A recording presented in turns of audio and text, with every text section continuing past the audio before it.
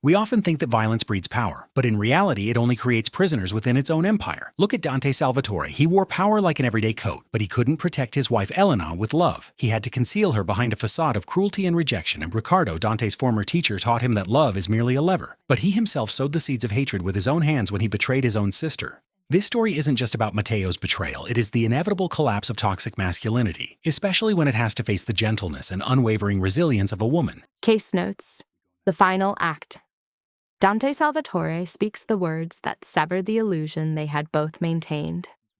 Don't confuse duty with love. It is a surgeon's cut, a psychological finality.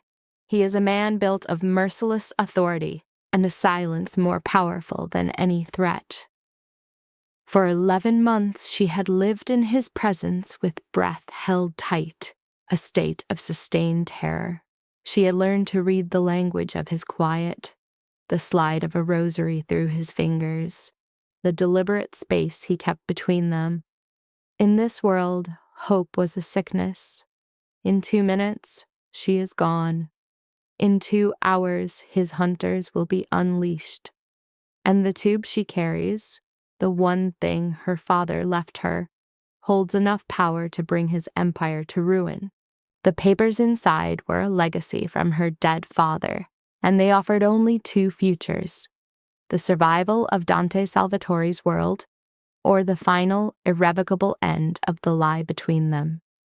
It began at the study door. The first sound was the rosary, a soft, rhythmic clicking of black onyx against his skin. Was it prayer, or was it a threat? The cadence was too calm, more unnerving than any shouted order. I stood outside holding a tray. The espresso going cold as men inside spoke of murder in hushed Italian. The door left open just enough, a calculated display, a reminder to the entire house of who held the power. A lesser voice said, "Too messy." Then Dante's claiming his property. He touched what was mine. Nothing else needed to be said.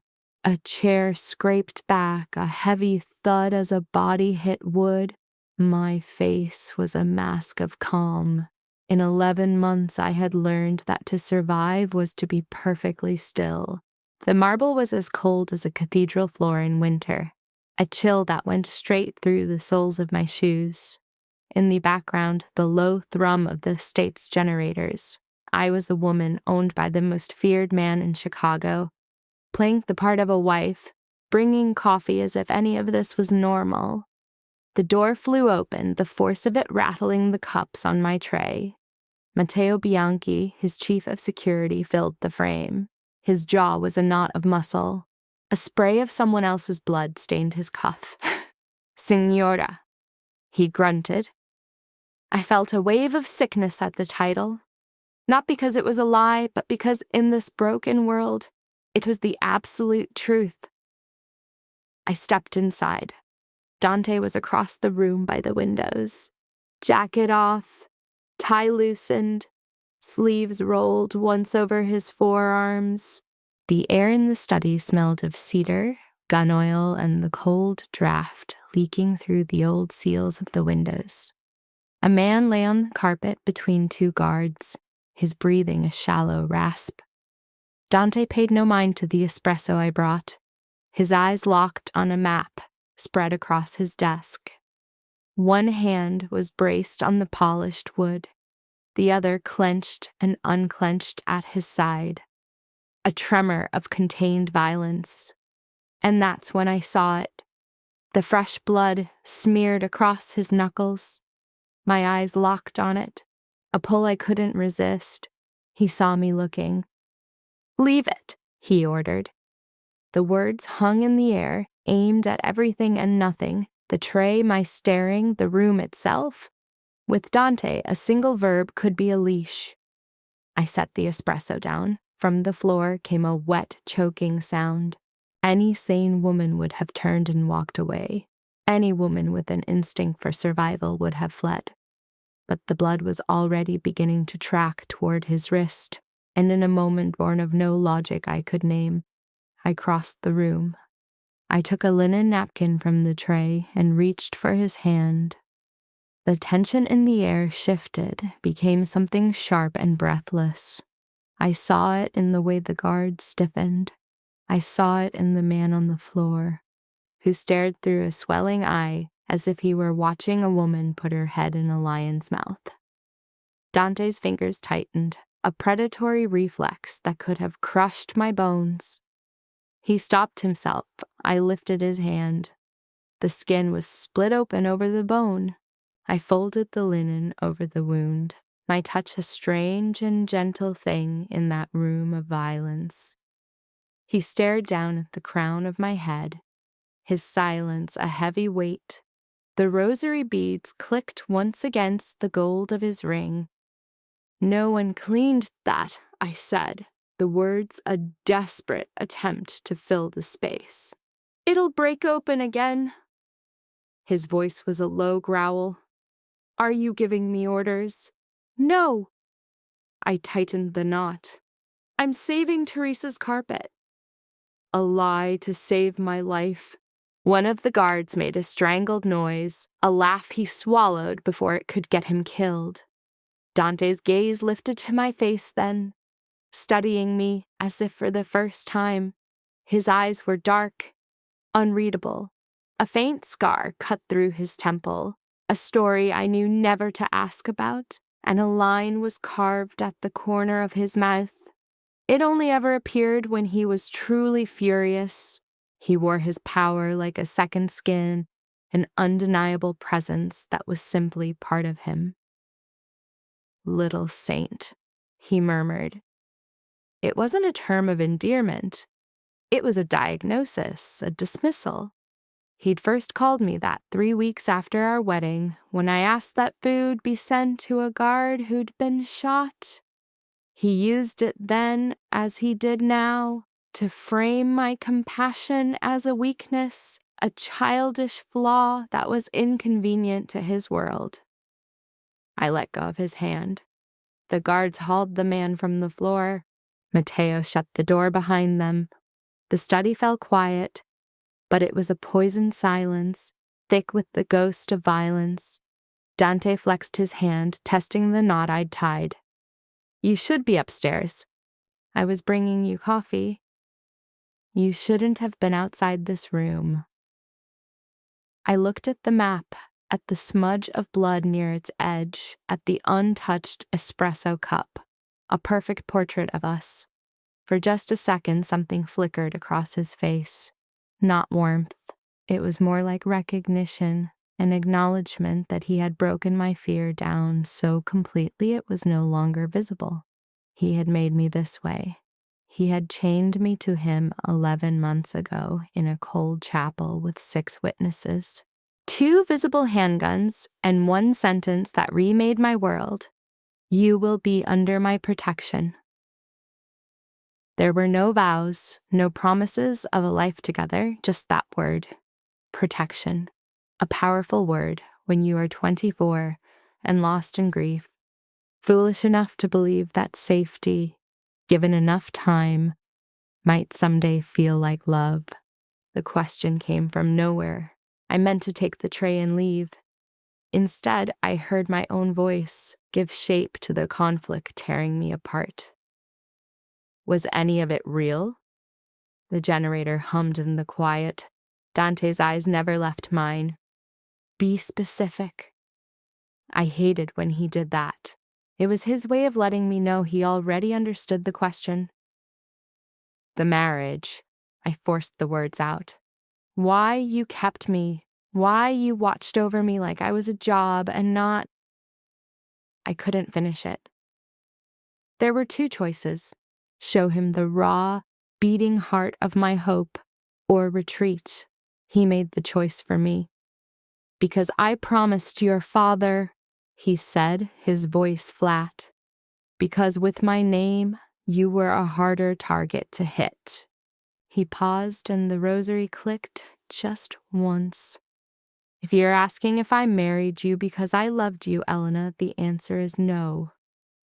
The walls of the room did not fall, the floor held steady beneath my feet. And then came the second, more brutal blow. I never loved you. His voice never rose. The violence was in how clinical it was, a fact delivered like a final report. I thought I would feel shame. Instead, there was only a clean, sharp break deep inside me, a wound no one could see. I managed a single nod. My throat closed up. All right, I whispered. He blinked. Once. There would be no tears. Tears would be a surrender. My hands needed something to do, so I reached for the tray. He watched my hands arrange the cups, smooth a napkin, as if creating order on a silver tray could fix the chaos his words had unleashed. Elena. He hadn't said my name like that in days. I looked up. He seemed as if he was about to say more, maybe to soften the blow, maybe to drive the knife in deeper. I'll never know which. I did the only thing I could to save what was left of myself. I turned and walked out. In my room, I pulled the document tube from its hiding place, took my father's old leather working tools and the worn prayer book with the broken spine I'd had since I was 12. I left his wedding ring, the nightstand. I left the silk robes his housekeeper had laid out. I walked away from a life I was never truly allowed to touch. Matteo was standing at the bottom of the main staircase. Signora, don't, I said softly. Maybe it was the look on my face, a calm so complete it looked like madness. But he understood there was no stopping me. He let me go. The November air was a shock against my skin. The front gates were open, a careless mistake, born of the certainty that his wife would never just walk out into the night. The city air tasted of wet pavement, car exhaust, and the wind off the lake. I just kept walking. Behind me, the gate swung shut with the sound of a tomb closing. I never looked back. I went back to the place I began, the apartment above St. Cecilia. His men were already there, his protocols shadowing me. The apartment smelled of my old life, old paper, bookbinder's glue, and dust. 3 small rooms, floors that sloped, and windows that rattled with every gust of wind, all of it perched above the Bellini book restoration studio. I hadn't set foot in it for almost a year. Dante's men had cleared it out after the wedding, taking my work, saying it was for my own safety. But now, unlocking the door at 3 a.m, the air was a ghost. It smelled of paste and linen and lavender, and the faint, lingering scent of my father's pipe tobacco. A life built on a human scale. I stood in the darkness, bag cutting into my shoulder, and a tremor I couldn't command worked its way through me for what felt like precisely 23 seconds. It wasn't Dante's cruelty that broke me, though that was part of it. It wasn't the fresh sting of disappointment either. The grief was for the apartment itself, for how it insisted on being mine, no matter who tried to scour me from its memory. I wiped my face, set my father's repair case on the table, and began a methodical check of the locks. At 8 a.m., a knock came. I opened the door with the letter opener gripped in my fist. Paolo Greco's eyes took in the makeshift blade, then found mine, and he let out a heavy sigh. He was a mountain of a man, broad in an expensive coat that strained over a body built for calculated violence. 2 of his men stood behind him. Farther down the hall, a woman in navy scrubs held a leather doctor's bag I knew. Dr. Mia Ferraro. Buongiorno, Paolo said. To tell you that you look well would be a lie, and I have too much respect for the dead to start my day with one. I said nothing. He held out a paper bag. Teresa sent pastries. I brought black coffee for the bitterness and protein bars for me, because my life is a prison. You could just catch Mia's eye roll. He says this every time he chooses boiled chicken over pleasure. It is not a choice. It is surrender to what's necessary. Against all reason, the corner of my mouth pulled upward. Paolo caught the micro-expression, gesturing toward her as if she'd just proven his entire philosophy. There, the subject is responsive. Why are you here? I asked. His whole posture changed. The comedian vanished, leaving only a latent menace, though his face remained perfectly still. Because, you left Salvatore protection without signing out, and now every amateur with a gun and an idea thinks you're fair game. You mean Dante, don't you? I mean Chicago. His gaze went somewhere over my shoulder.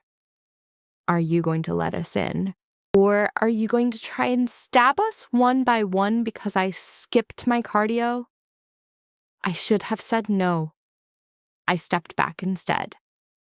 They moved into the room with the quiet efficiency of men used to walking into traps. Paolo set the pastry bag down like a holy relic before his eyes scanned the kitchen. No food, he observed, his voice tinged with tragedy. Signora, what kind of rebellion is this? The kind where I left in the middle of the night.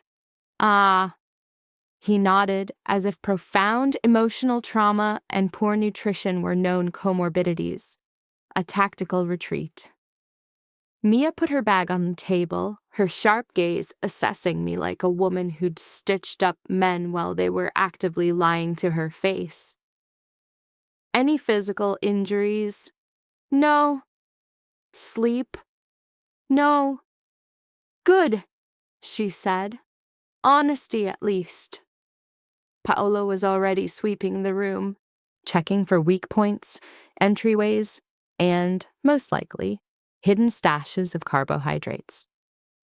The boss's orders are 4 men on rotation, curtains drawn after dark, and you call before you go anywhere.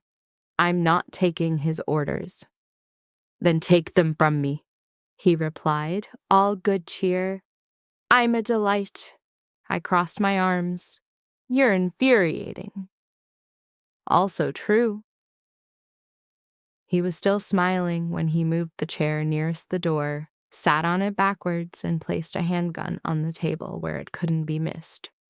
The temperature in the room seemed to drop 10 degrees. That part, he said, his voice flat, is not a joke. A knot tightened in my chest. Below, the bells of St. Cecilia's began to toll 9 times, a sound that had once just been the sound of morning. I hated how fear could poison a room you loved, turning every familiar object into an enemy. I came back here because it was the one place that was mine, I said. If Dante wants another prison, he can build one. Paolo's expression changed. Not softening, but shifting to something more careful. He didn't send me here to help you disappear, Elena. He used my first name. That, more than the gun, set my teeth on edge. What were his orders? To keep you breathing? A second knock cut off whatever I might have said. Nobody in the room so much as flinched. That was the truly unsettling part. Paolo simply rose. Mia grabbed her bag. One guard flanked the left side of the door, the other took the right. I put the letter opener down, suddenly aware of how pathetic it looked. Paolo opened the door. Dante walked in as if he owned the air. He was in black wool, no overcoat against the chill, with beads of rain on his shoulders. The hallway behind him went silent, a quiet that always seemed to follow him. He shut the door himself, and his eyes swept the apartment once. The old drafting table, the shelves of mended objects, the dirty glasses in the sink. Then his gaze landed on me. The raw scrape on his knuckles was now neatly bandaged. Someone else had finished the job I'd started. The detail of that thought was hateful. "You're not safe here," he said. No hello, no apology. I expected nothing less. I wasn't safe in your house either. For a heartbeat, his gaze dropped to my bare hand, to the empty space where the ring had been. It's not the same. It felt the same. The silence that followed was thick enough to touch. Paolo, probably weighing the odds of becoming collateral damage, pulled a protein bar from his pocket and muttered, "I'll be eating this in the hall like a condemned man." Mia caught his sleeve and towed him out. The guards went with them. The apartment door clicked shut, leaving Dante and me alone for the first time since the study. He moved toward me and I didn't back away. The urge was there. I fought it down. "That was reckless," he said. "You gave me the truth. I acted on it." A muscle jumped in his jaw. "You left with no security. You left without a wife." It landed. I saw it land. That tiny, hard shift in his face. I shouldn't have wanted to see it, but I did. He stepped into my space, close enough that I could smell the cold on his coat, the scent of cedar and smoke. My pulse kicked up. He noticed. The man missed nothing. "There are men looking for what your father hid," he said, his voice low. "They'll use you to find it." "I don't have anything." Riccardo Viscari believes otherwise. The name was a shadow in the Salvatore organization. I knew it from conversations that suddenly veered away from it. Advisor, friend of the family. My father once called him charming, with the same tone a man might use to describe a beautiful snake. "If this was about my father, you should have told me before we were married." Yes. The simple admission hit harder than any argument could have. I stared at him. "That's all you have to say? It's the truth." A short, disbelieving laugh escaped me. "The truth is only useful to you when you can use it as a weapon." His eyes dropped to my mouth, and they stayed there for just a fraction of a second too long. That was the first time it almost happened. It was there in the space between us. Something sharp, impossible, a thing I refused to name. Then he stepped away. "You can stay here today," he stated. "Tonight you move to one of my safe houses?" "No." Little saint. The coldness was back, a quiet, possessive thing. He said the words like his hand was resting on the nape of my neck. "No," I said again.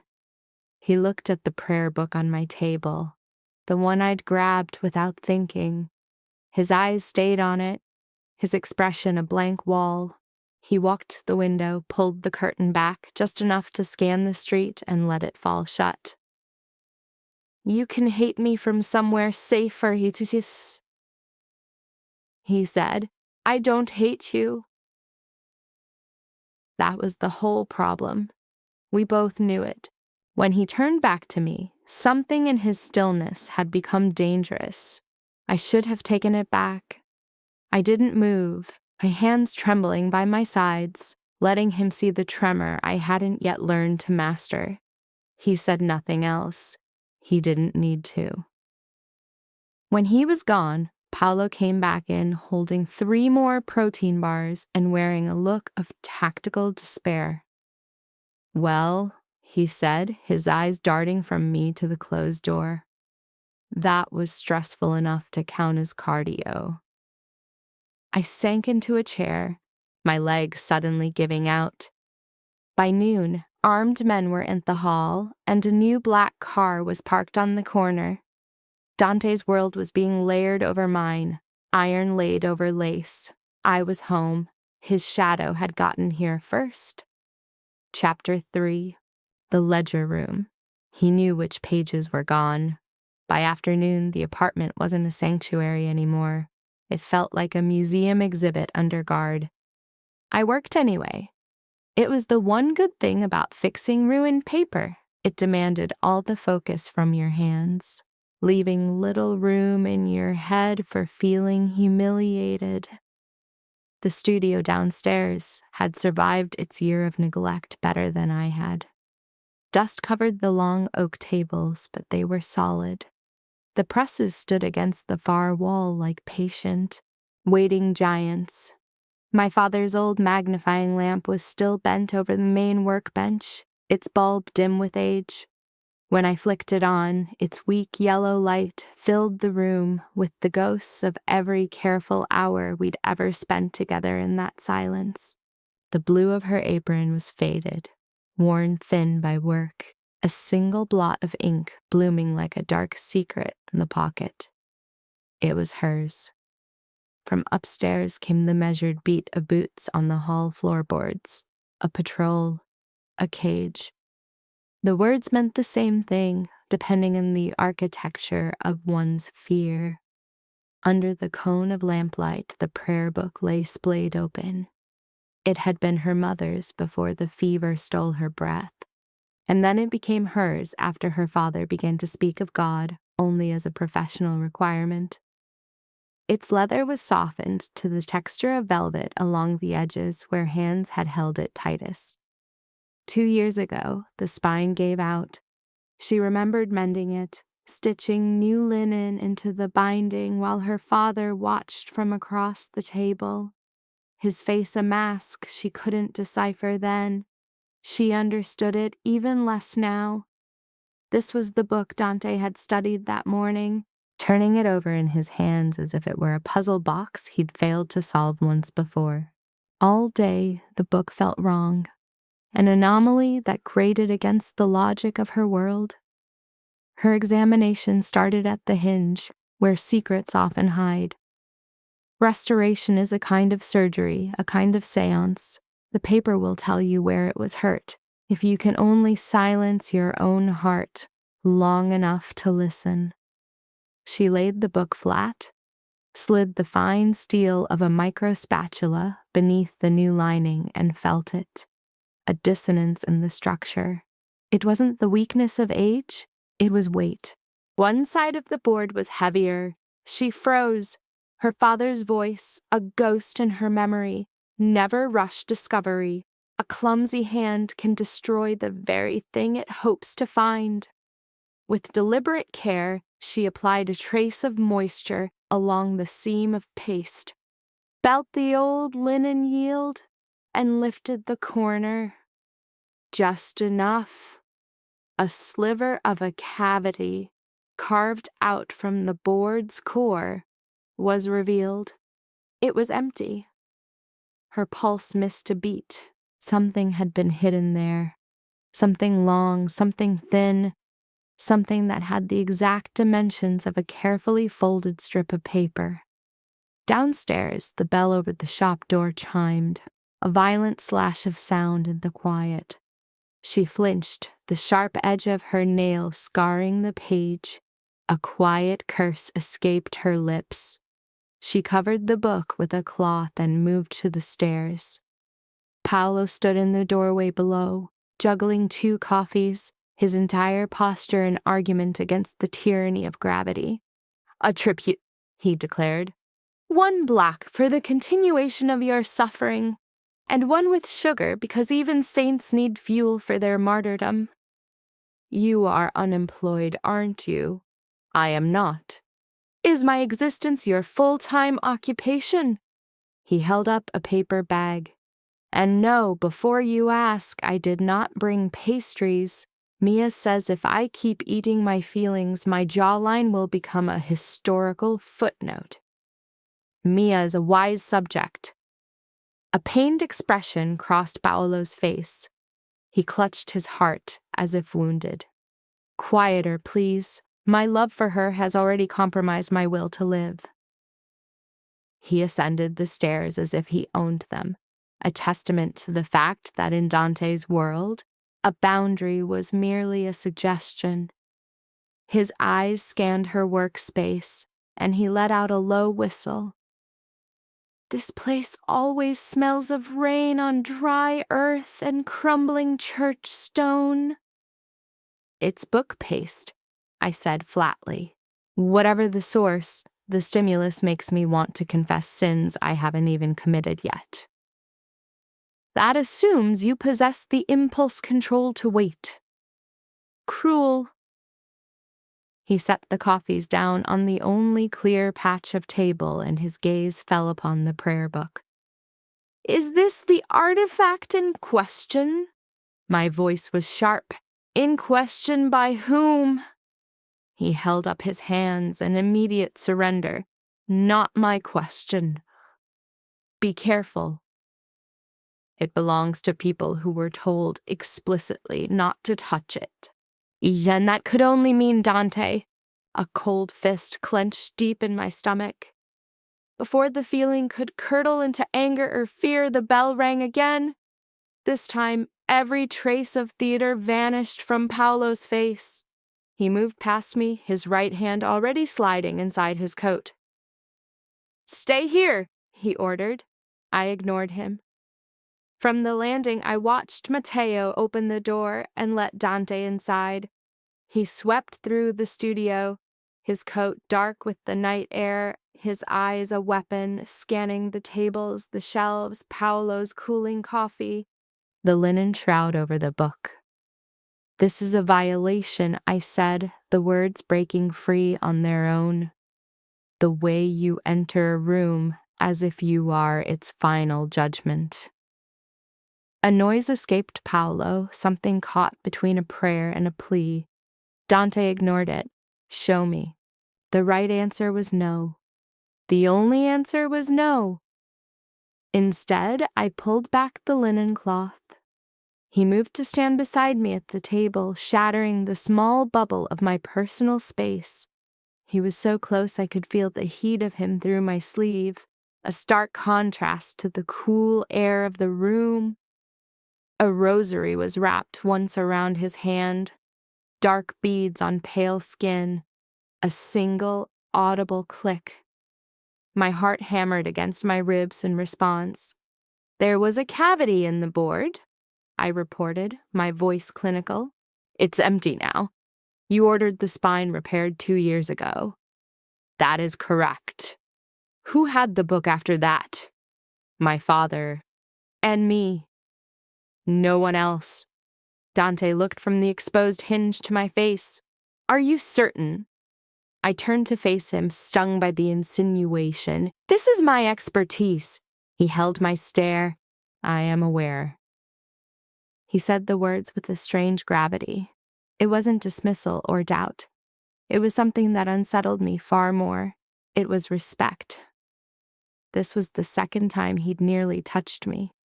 Not with his hands, but with this quiet, invasive understanding. The feeling of being seen, of being gauged with unnerving accuracy right in the center of my own world.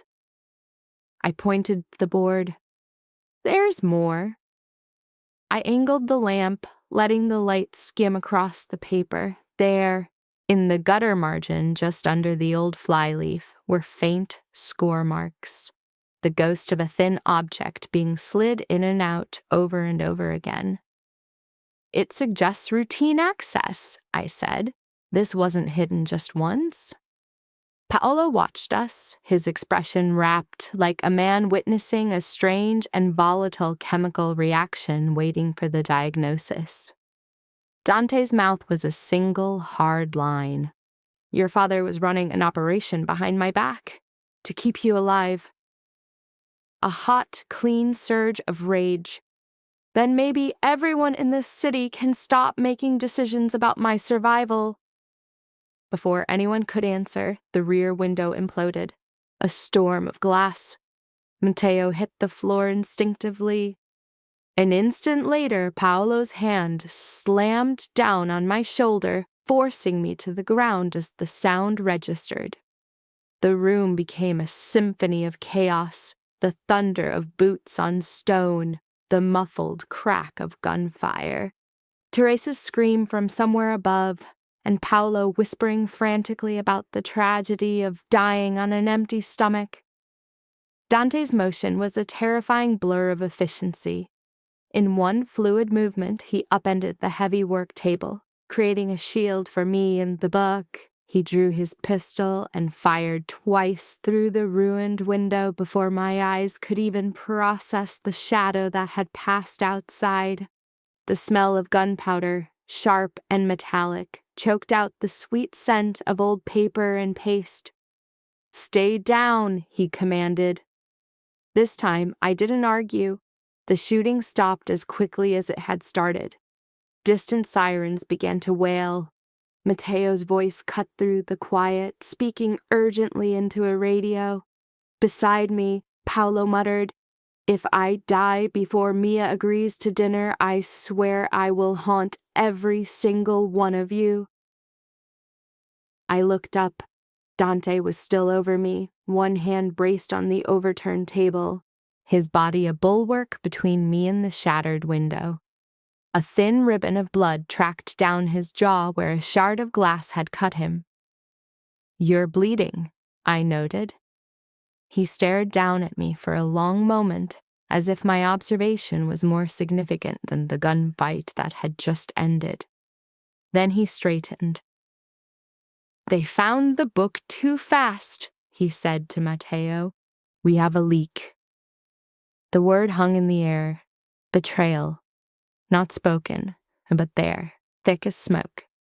As his men moved to secure the window, Dante picked up the prayer book himself. He handed it to me as if it were a live grenade. "You're coming with me," he said. It wasn't a request. I clutched the book to my chest. "No." His eyes shifted from the broken glass to my face. "That is your consent." He was wrong. Consent wasn't the word. It was the sudden, sickening realization that he had known the book was important long before I did, and he had said nothing. Dante had first noticed her hands, the steadiness with which they handled broken things. He had noticed her that night in his study, when she'd taken his bleeding hand, not like a woman touching a man, but like a scientist examining a specimen. Now, as he watched her shield the prayer book beneath the ruined window, Dante understood two things with perfect, cold clarity. Riccardo was no longer waiting, and Elena Bellini would walk into her own grave before she would be forced to bend. God help the men who mistook that for a weakness. Chapter 4. The Chapel Stairwell. In the darkness, his hand found the curve of my waist. Dante didn't take me back to the Salvatore compound. He took me to the chapel at the far northern edge of the estate, the place where his family buried their dead and their secrets. It stood apart from the main villa, hidden by a silent army of cypress trees, a stone-faced and lonely building, the kind of place the very rich and the very guilty build to keep their God close, but not too close. By the time we arrived, evening had bruised the sky into a deep, unyielding blue. A scent of damp earth and rot blew in off the water. Men with guns moved across the grounds in a state of disciplined quiet, their radios spitting out little whispers of static. Not one of them met my eyes. They never did when Dante was near. The chapel doors were made of walnut, so immense their closing sounded like a final judgment. Inside, rows of votive candles bled red light through glass. Gilded saints watched from the walls, their faces suggesting they'd seen worse men than us, and survived. The marble floors held the chill of the dead day. I stood under the painted dome, prayer book in hand, feeling the sharp, hollow distance of a trespasser at someone else's wake. "This place isn't safe," I noted. "It's a place where the walls aren't listening," Dante corrected me. "A small mercy." His gaze flickered to me. "You should stop pretending to be brave when you're rattled." "It isn't a pretense." "I know." The confirmation was somehow more grating than an insult. Teresa Rossetti appeared then, carrying blankets, tea, and the weary expression of a woman for whom armed men were just another household nuisance. Her silver hair was pinned in a severe chignon, and she had the capable hands of someone who had run the Salvatore estate since before Dante was master of it. "You're pale," she announced without preamble. "Sit." "I'm perfectly fine." "That's not what I see." She brushed my cheek with her fingers, a feather-light touch, and something inside me threatened to shatter. Teresa was the only kindness in that house that didn't come with a price tag. She was the one who smuggled cannoli to me during sleepless nights, who left novels at my door, and who never asked why I cried in a mansion that had heated floors and 14 bedrooms. Now she draped a blanket over my shoulders as if I were still a piece of property worth protecting. Dante watched it all from the front pew without a word, his elbow on his knee, a rosary slipping through his fingers. One bead after another, a soft click, a click, a click. I hated that sound, and yet I always listened for it. Paolo showed up 10 minutes later, carrying 3 garment bags, a med kit, and an air of profound suffering. "For the record," he declared, "I died a hero's death transporting carbohydrates I was told not to eat." Mia came in right behind him and smacked his shoulder. "They're shirts, you idiot!" "In my soul, they're pastries." Even Teresa's lips twitched. Mia went straight to the cut on Dante's jaw. He let her clean it in silence, his eyes fixed on some point beyond us, lost in the candlelight. As the cotton came near his temple, his face shifted. A microscopic retreat so fast I'd have missed it if I wasn't watching for it. Instantaneous and ancient. It wasn't pain, it was a memory. He was on his feet before she could finish. "I'm fine." "That's a lie," Mia stated flatly. "It'll heal." "Oh, I'm sure. Men like you are always so disappointingly hard to kill." Paolo took that as his cue, unzipping a garment bag to reveal a black sweater. "Boss, put this on before Teresa buries me for letting you catch pneumonia." Dante took the sweater. When he pulled the bloodied shirt over his head, I looked away, but not fast enough. A network of scars mapped his ribs, thin, white, uniform lines. A thicker, uglier welt of tissue ran under his shoulder blade, the mark of a wound that had healed badly long ago.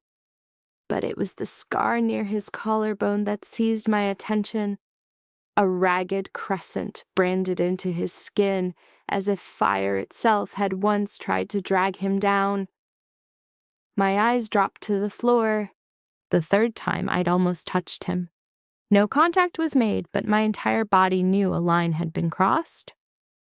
"Upstairs," Teresa ordered me, her talent for reading a room and a person's soul equally sharp. "There's a room ready." I left because to stay would have been to let them see far too much. The upper rooms of the chapel had been for visiting priests.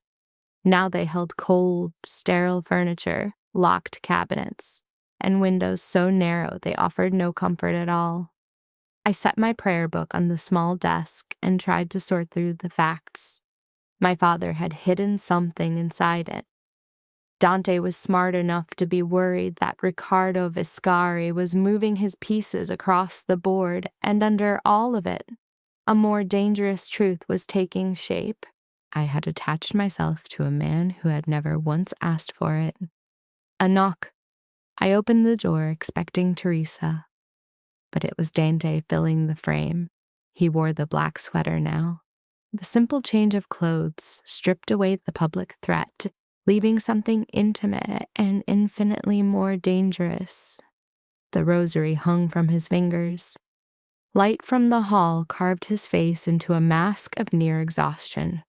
"We need to talk," he said, We always need to talk. We just so rarely do. The muscles around his mouth tightened in what might have been a smile, if it had any warmth. May I come in? The question was so out of place, it made me take a step back without thinking. He walked to the desk, his eyes landing on the prayer book, but he made no move to touch it. A good sign. If he had touched it, I would have had to throw him out on principle. Your father came to me 6 days before he died, he began. He said he had proof of a major leak inside my organization. Names, routes, shipments. He told me that if anything happened to him, you would be in a kind of danger you couldn't possibly imagine. I stood perfectly still. He wouldn't say where the proof was. Dante went on, only that it was hidden where the right eyes would find it when the time came. And you decided the solution was to marry me. It was a way to put my name over yours before Ricardo could get to you. The heart of it, laid bare at last. Was this my father's idea? Yes. That one word stole more air from the room than all my fury combined.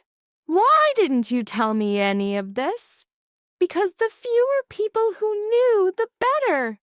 I'm not just some pawn in this, Dante. No, he said, his voice dropping low. You were the entire point. I had to turn away. Tears were coming, a humiliating flood I would rather swallow my own tongue than let him see. He took one step closer, a precisely measured distance, still not touching. When your father died, he said, I had 2 choices. I could bury him and then bury you, or I could put you under a kind of protection other men would be taught to respect. I had a say in it. You made the choice for me. I did. The man's honesty is a constant, maddening thing, always has been. Dante doesn't offer a softer version of the truth to anyone, ever. That should make him easier to hate. It doesn't. Downstairs, a door slammed. Shouts erupted, and then came the smell of smoke. Real smoke. A thin wisp at first, then a choking wave. Dante's head shot up. His whole body changed. It wasn't ordinary fear. It was a deep animal instinct kicking in. He crossed the room in 2 strides, grabbing my wrist, then my waist, as the hallway filled with running figures and the piercing scream of an alarm. Go! He ordered. We hit the stairwell just as smoke began pouring through the rafters. A candelabra by the main entrance had fallen into a stack of altar cloths. Teresa was yelling for extinguishers. Men were running everywhere. I heard Paolo screaming a long, intricate curse about the irony of dying of thirst in a goddamn church. A cough racked my body. I stumbled on a step, and Dante's hand locked on my waist. Not my arm, my waist. The grip was solid, absolute. Heat burned through the wool of my clothes, the blanket, my skin. He twisted his body to shield mine from the chaos, pulling me tight against his chest, just as a heavy brass cross stand crashed down right where I'd been standing. The force of it threw my shoulder into his chest. My palm landed flat against the raised, knotted scar tissue under his sweater. He went rigid. For a split second, just long enough for me to feel the old violence sealed in that mark, I felt a tremor under my hand. Then he was moving again, hauling me through the thickening smoke toward a side door as his men beat at the flames with their coats and their curses. The cold air outside hit like a punch, like being thrown into ice water. I bent over on the gravel, gasping and coughing. Dante crouched in front of me. Look at me! I did. His pupils were blown wide. A smear of soot stained his cheek. His face was a mask of pure fury, but it wasn't for me or for the fire. It was aimed at a memory, at some other room that was still burning behind his eyes. Lucia died in smoke, he said, the words forced out of him. My sister. He was back on his feet before I could think of what to say, shouting orders into the dark, becoming the boss once more. Mia gave me the rest of the story later from Teresa while checking my lungs. Lucia, just 16, and Sofia Salvatore, his mother. The images came like fragments of burned film. A car fire painting the night sky orange on a road just outside Juliet. Dante had been 19 then, arriving only in time for the aftermath. A cold, clear truth settled in me as the chapel yard filled with his men, with ash, and with the scream of sirens. Tenderness was not something he lacked. It was a thing imprisoned, walled in by smoke and memory. Case File 5. The Burned Margins. My father had buried a secret inside a prayer. By dawn, the chapel air was thick with the scent of wet stone and extinguished candles. The fire had been put out quickly, more a message than a true assault, yet it left an ugly black scar across the stone wall, the soot clinging to the saint nearest the door. Men moved in the gray light, cleaning in a silence so heavy it felt sacred. Sabotage. The word was a ghost, unsaid, but felt in every quiet footstep. In Dante's world, accidents never had such perfect, damning timing. I sat at the upstairs desk, the prayer book open under a magnifier, as the first fragile light bled through the tall, narrow window. Sleep had not come. Each time my eyes drifted shut, I felt the ghost of Dante's hand on my waist, a physical memory that bypassed thought. Confident, unhesitating, it was the touch of a man forged by catastrophe. I hated that my body remembered it, with a loyalty my pride could not command. The fire had done more than char stone. It had loosened things meant to stay hidden. Heat breaks down glue. Dampness exposes old repairs. Flames, my father used to say, will always reveal the lies in a binding. He spoke of glue, of leather, of forgeries and old books. I never understood until that morning that he was also speaking of men. I held the heat-warmed flyleaf beneath the lamp, watching as faint spectral lines bloomed into view, birthed from the shifting of trapped air in the paper's memory. It wasn't writing, not exactly. It was the pressure of his hand, a testament left by my father. The marks were thin, disciplined, the ghost of a hand that had no patience for any tool that wasn't sharp. I dusted the page with graphite powder. The scored lines drank the darkness, becoming just visible enough to decipher. These weren't prayers. They were names, shipping details, numbers, initials of streets, and then one line pressed into the paper with a force that almost tore it in two.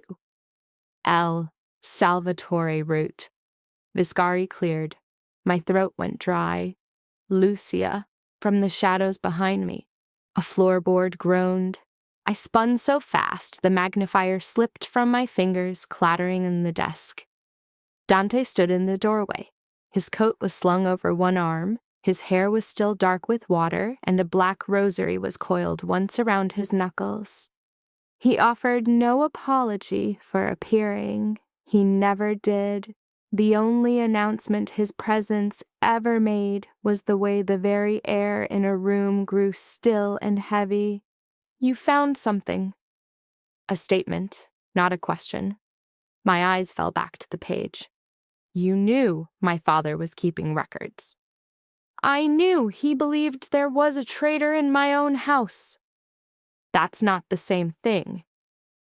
No. His gaze drifted to the pressure marks, the ghost writing on the page. It's not. everything I had ever learned told me to close the book, to demand answers before revealing anything. But all I could hear was the frantic, uneven beat of my own breathing, and I hated the sound of it so much I would have done anything to make it stop. I picked up the magnifier, focused the lens. I willed my voice to be steady. "They're impression traces," I explained. He wrote on another page laid over this one. "Enough pressure leaves a memory in the fibers. The heat from the fire lifted it." Dante stepped closer. He didn't touch me. He rarely did when it mattered most. But he was near enough that I could smell the sharp scent of soap over cedar, of clean cotton over something much, much colder. The chill of the outside still clung to him. In the lamplight, his profile was all sharp lines and shadows. He stood in silence for a long moment. Then his voice was very quiet. "Read it to me." And so I did. 3 shipping routes, 2 payments, 4 sets of initials I knew from the Salvatore dinner tables, and Lucia's name, inextricably linked with Fiscari's. When I finished, the silence that fell wasn't empty. It was sharp, pointed. "My father had more than just this," I said, my voice thin. "He wouldn't hide a whole war in a single prayer book and just call it a precaution." Dante's gaze shifted, landing on the leather document tube sitting on the shelf beside my tools. I followed his eyes a second too late. And that was how the secret I kept was torn from me, not by my words, but because his stare found it and held it hostage.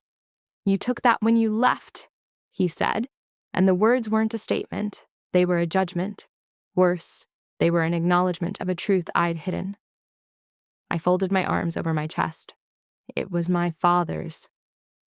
"What's inside?" "Nothing." "Elena?"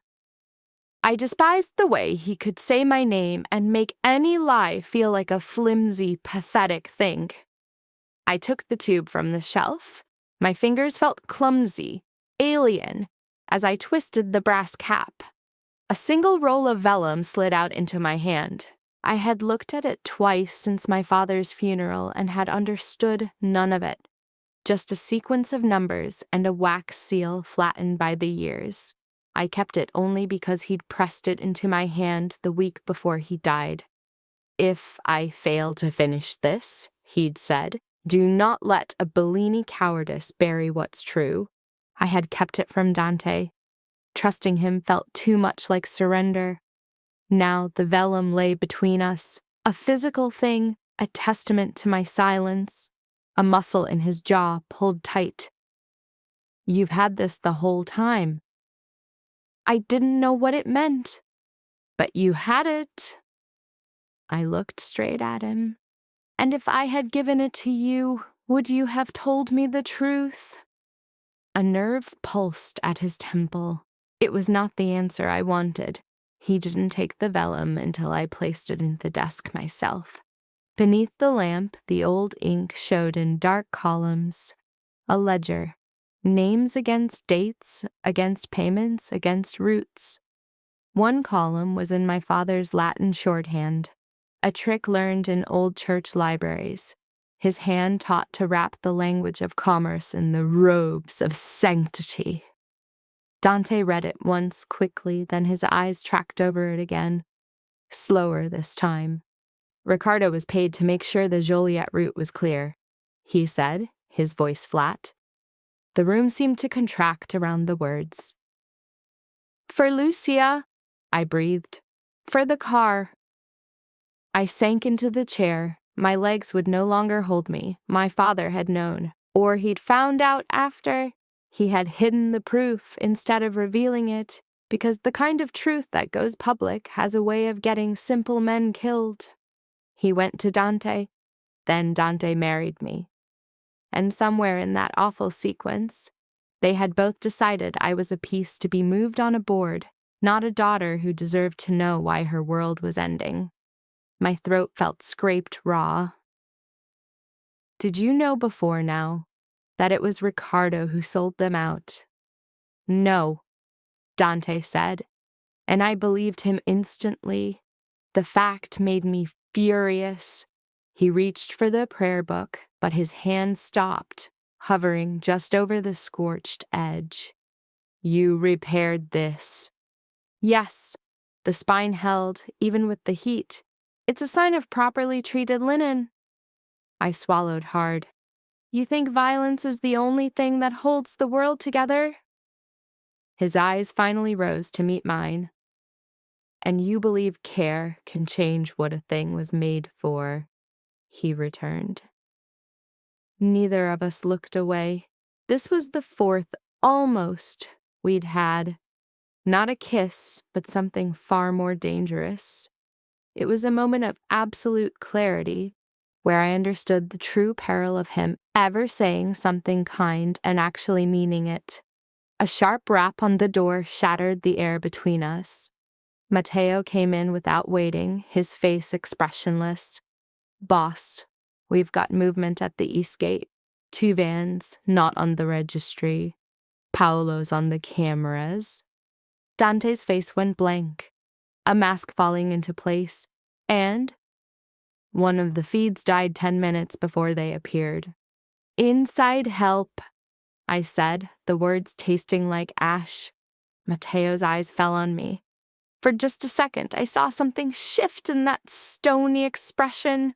Maybe respect, maybe concern, with men whose lives were built on careful application of threat. It was impossible to tell. Yes, he confirmed. And not from the ground floor. Dante held out the vellum. Lock this in the lower vault.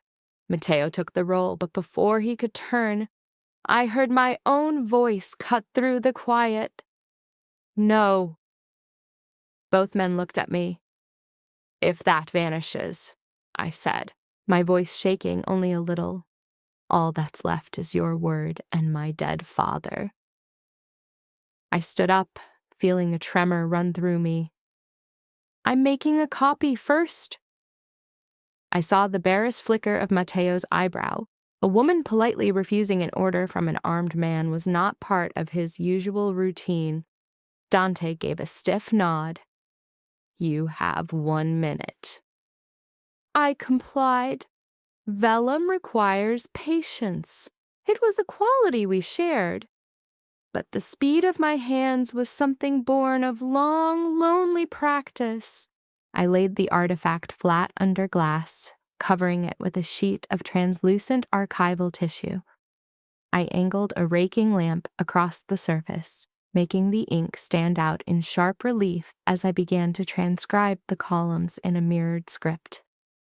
It was a technique my father had taught me, a way to encrypt information from a passing glance. I had just finished when Paolo burst in, a mess of pure agitation, juggling 3 phones and a single pastry, his anxiety radiating in waves. Good news, he said, breathless. I found the camera breach. Bad news is, it was done by someone who knows what they're doing. We're in deep trouble. His eyes darted around the room. The vellum, Matteo's grim face, me, then Dante, and his frantic energy collapsed inward. Ah, he added softly. So emotionally, we are also in deep trouble. Even Matteo almost reacted. Paolo looked down at the pastry in his hand with a profound and sudden sadness. It's why I stress bake relationships I can't have. Matteo's voice is dessert dry. Mia didn't bake that. Paolo's hand closes protectively around the pastry. Then, a sound. A small, splintered laugh from the patient, a fissure in the room's unbearable tension. Dante's head turns. For the space of a single heartbeat, the hard planes of his face seem to soften, to rearrange themselves into something human. The moment is annihilated by the crack of a gunshot from the radio on Matteo's shoulder. The air goes taut again. Dante is already moving for the door. No one moves her alone. Matteo gives a silent, sharp nod and vanishes. Paolo's humor evaporates. Boss, I know. Dante's gaze returns to her, the brief thaw replaced by a glacial fury.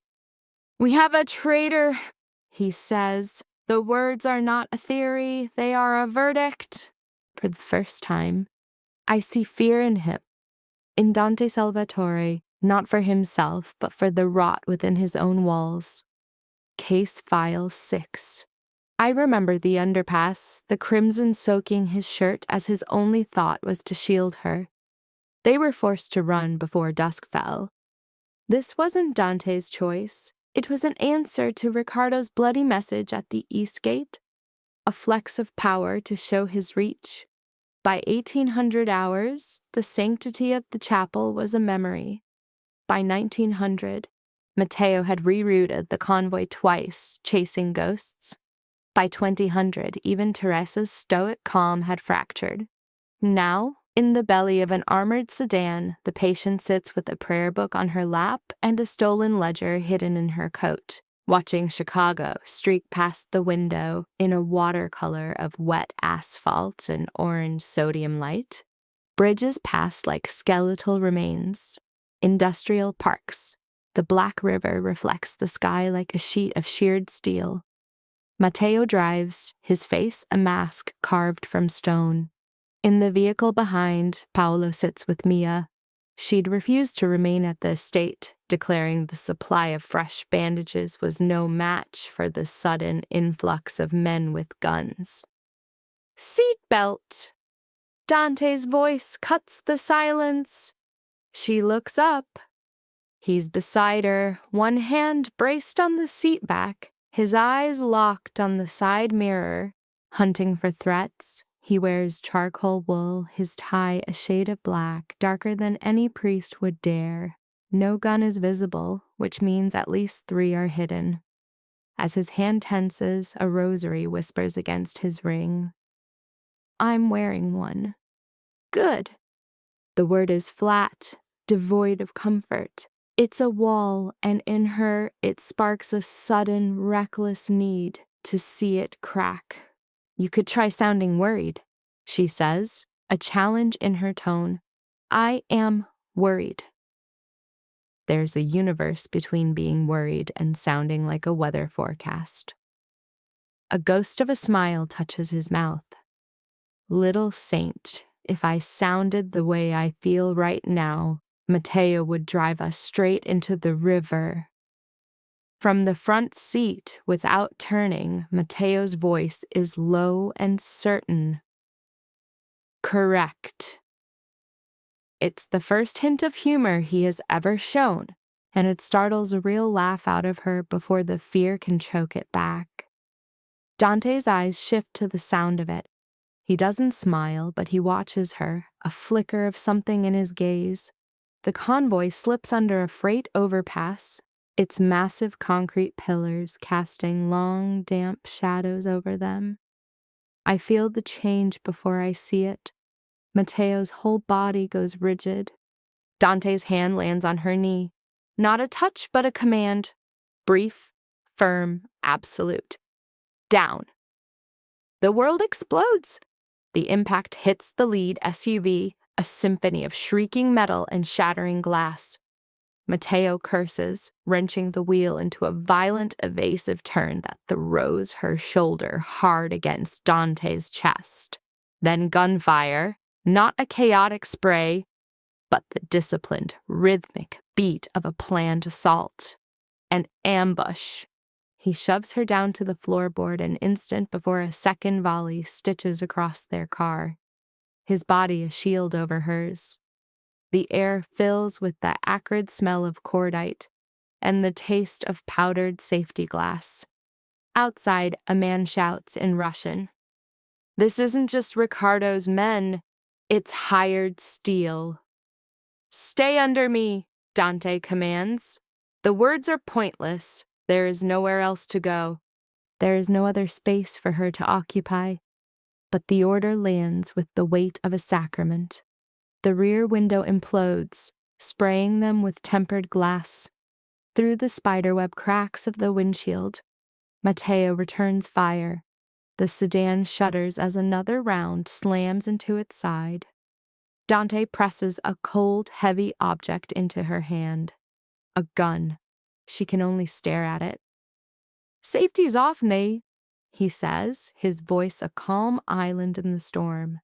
"Point and pull. Only if someone opens your door. I don't. I know." The words acknowledge her innocence without a trace of judgment. He's out of the car before she can draw her next breath. One fluid motion, door open, body low, gun barking with lethal purpose.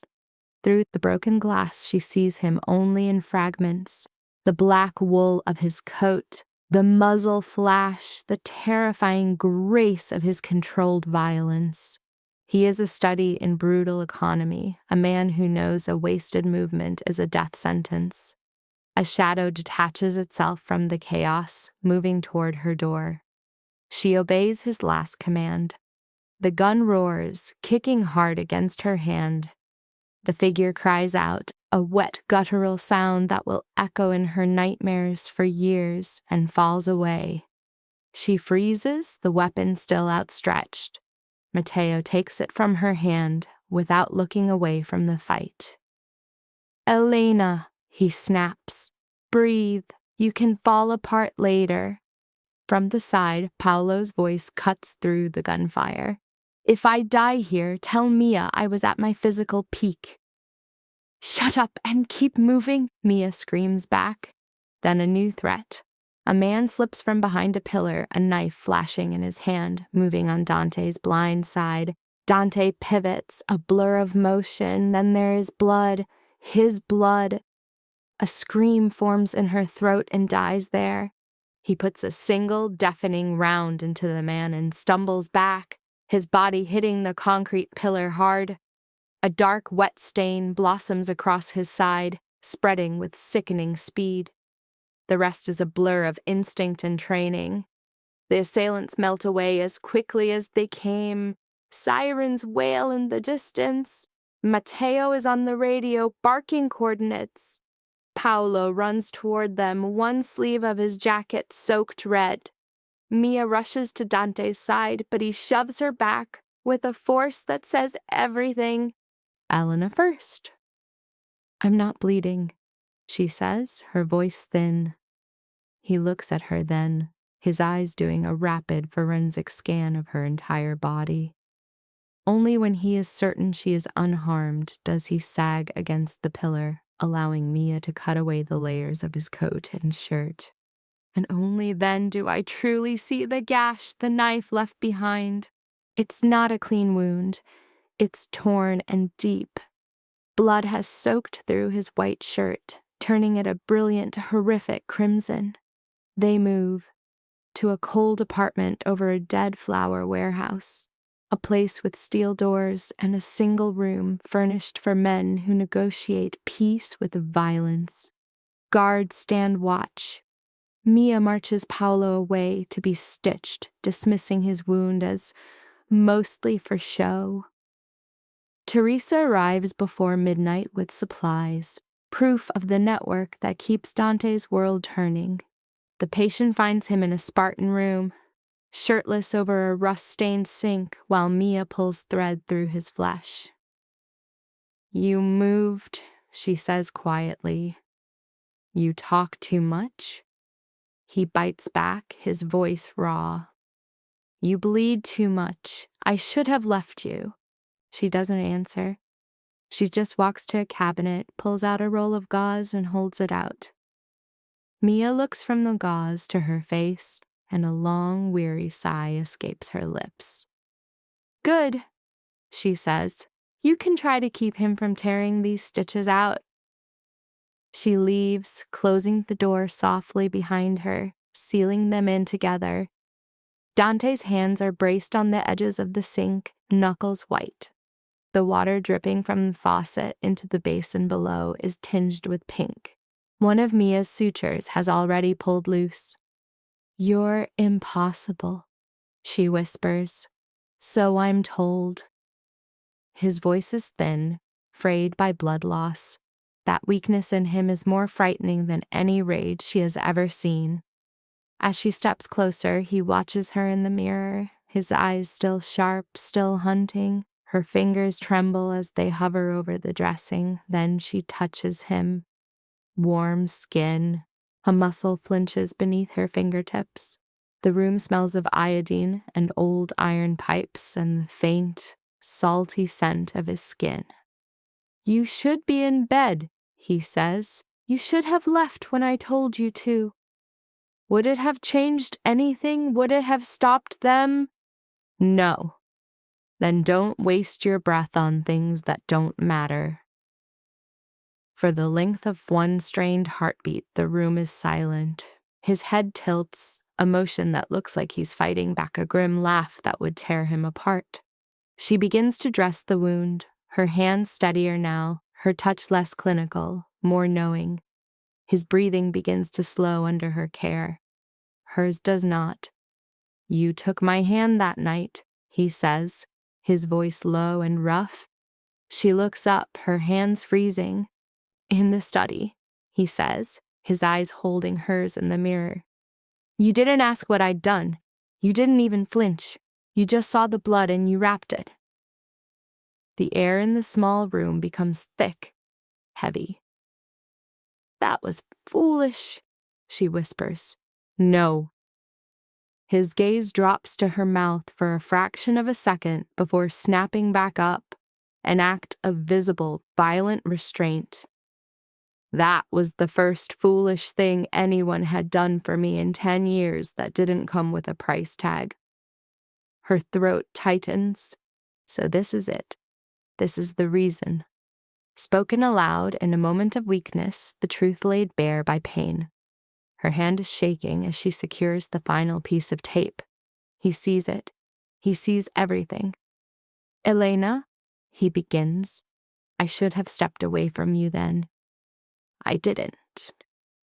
She closes her eyes. "If you stop looking at me like that," she says, her voice breaking, "I might remember what I'm supposed to do." A ghost of an emotion passed over his features, there and gone, but she saw it. In that sliver of a moment, he seemed to find his permission. Dante's approach was a deliberate, measured drift, giving her every second to retreat. She didn't move. His hand came to rest on her cheek, a collision of textures. The rough scrape of his thumb against her jaw, the radiating furnace of his palm, the impossible care he took with the slightest pressure. The press of his lips was little more than a breath made solid, trembling only from her own instability. His mouth was a study in control, a man handling intimacy like it could detonate. He broke the contact before his own desire showed itself, pulling back first, resting his forehead against hers.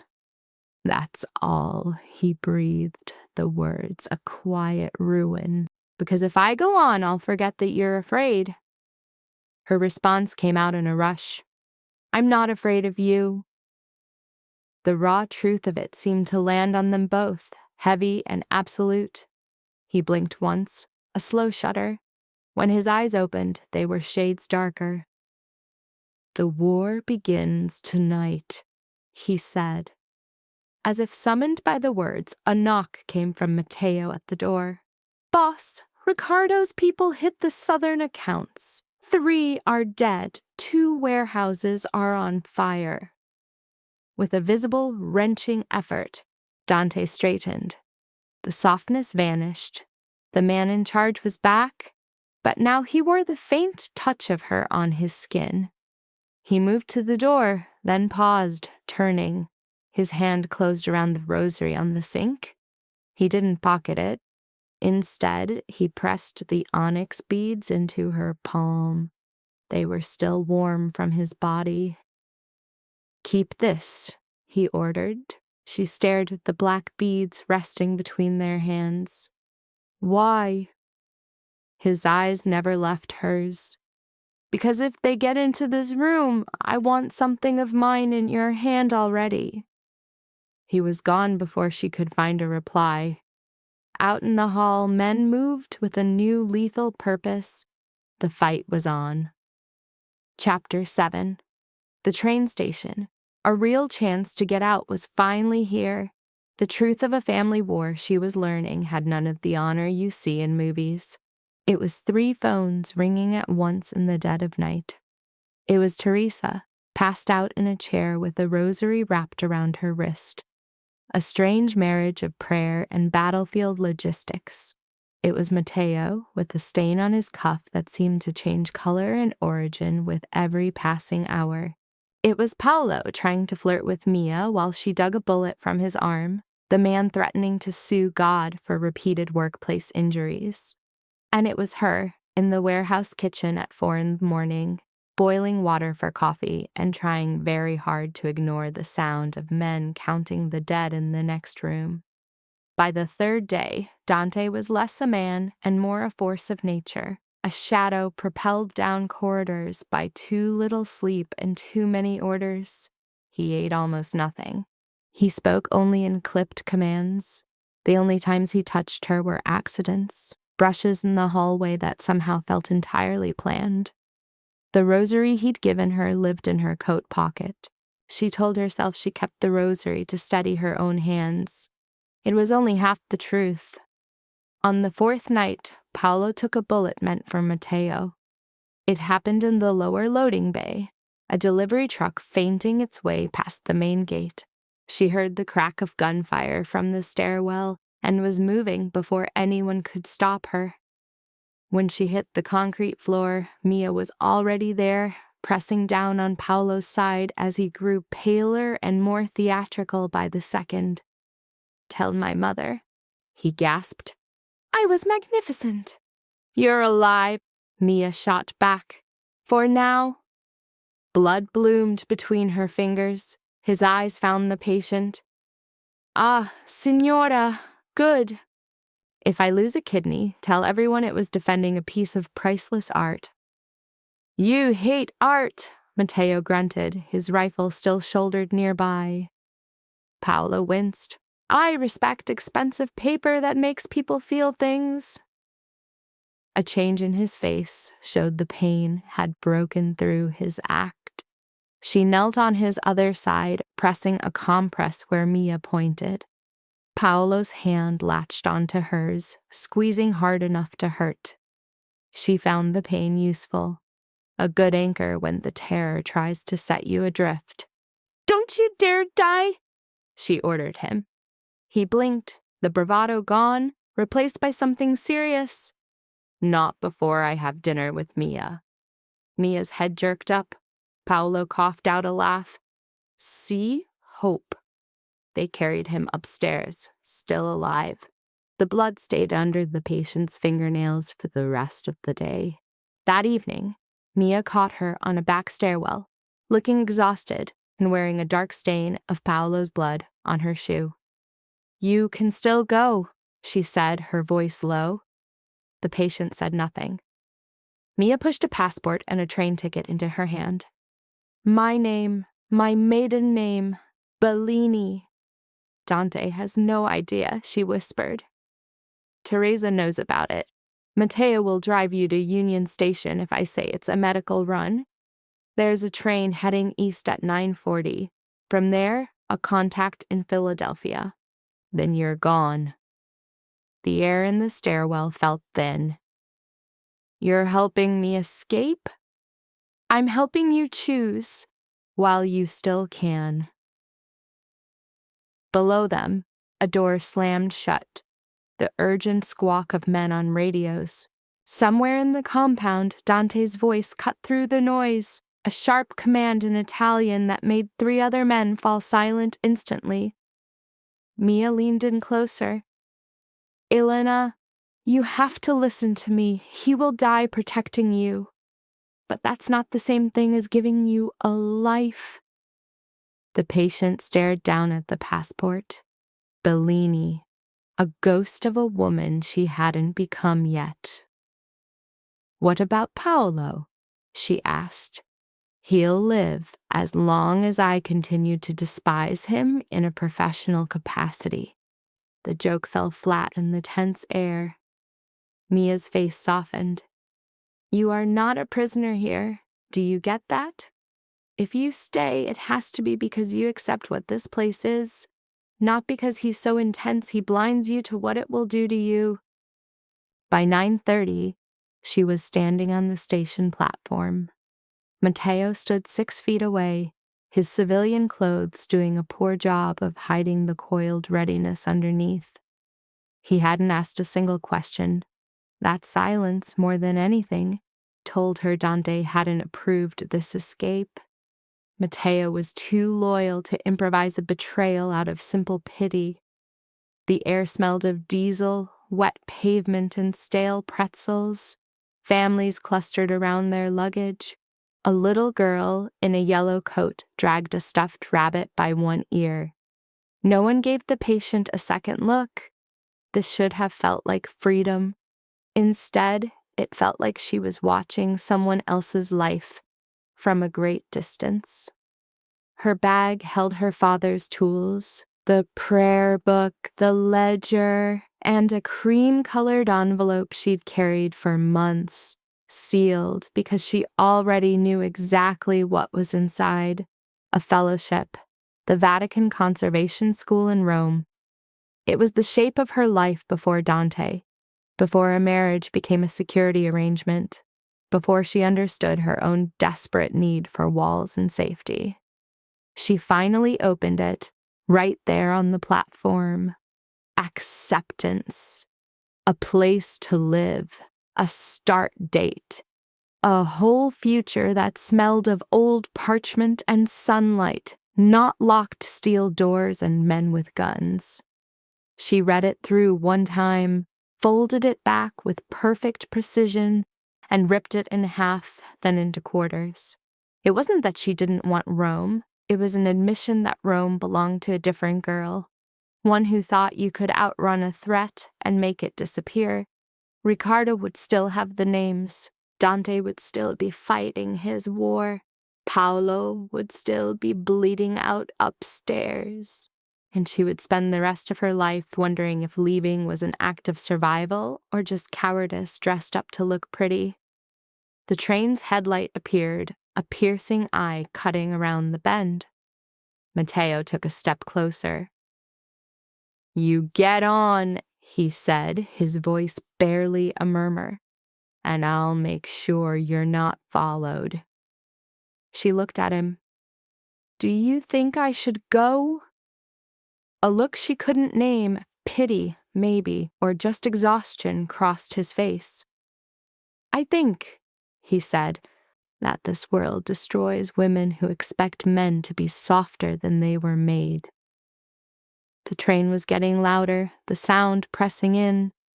It should have been the final push. Instead, her hand went into her coat pocket, her fingers brushing against the rosary beads Dante had given her after the first attack.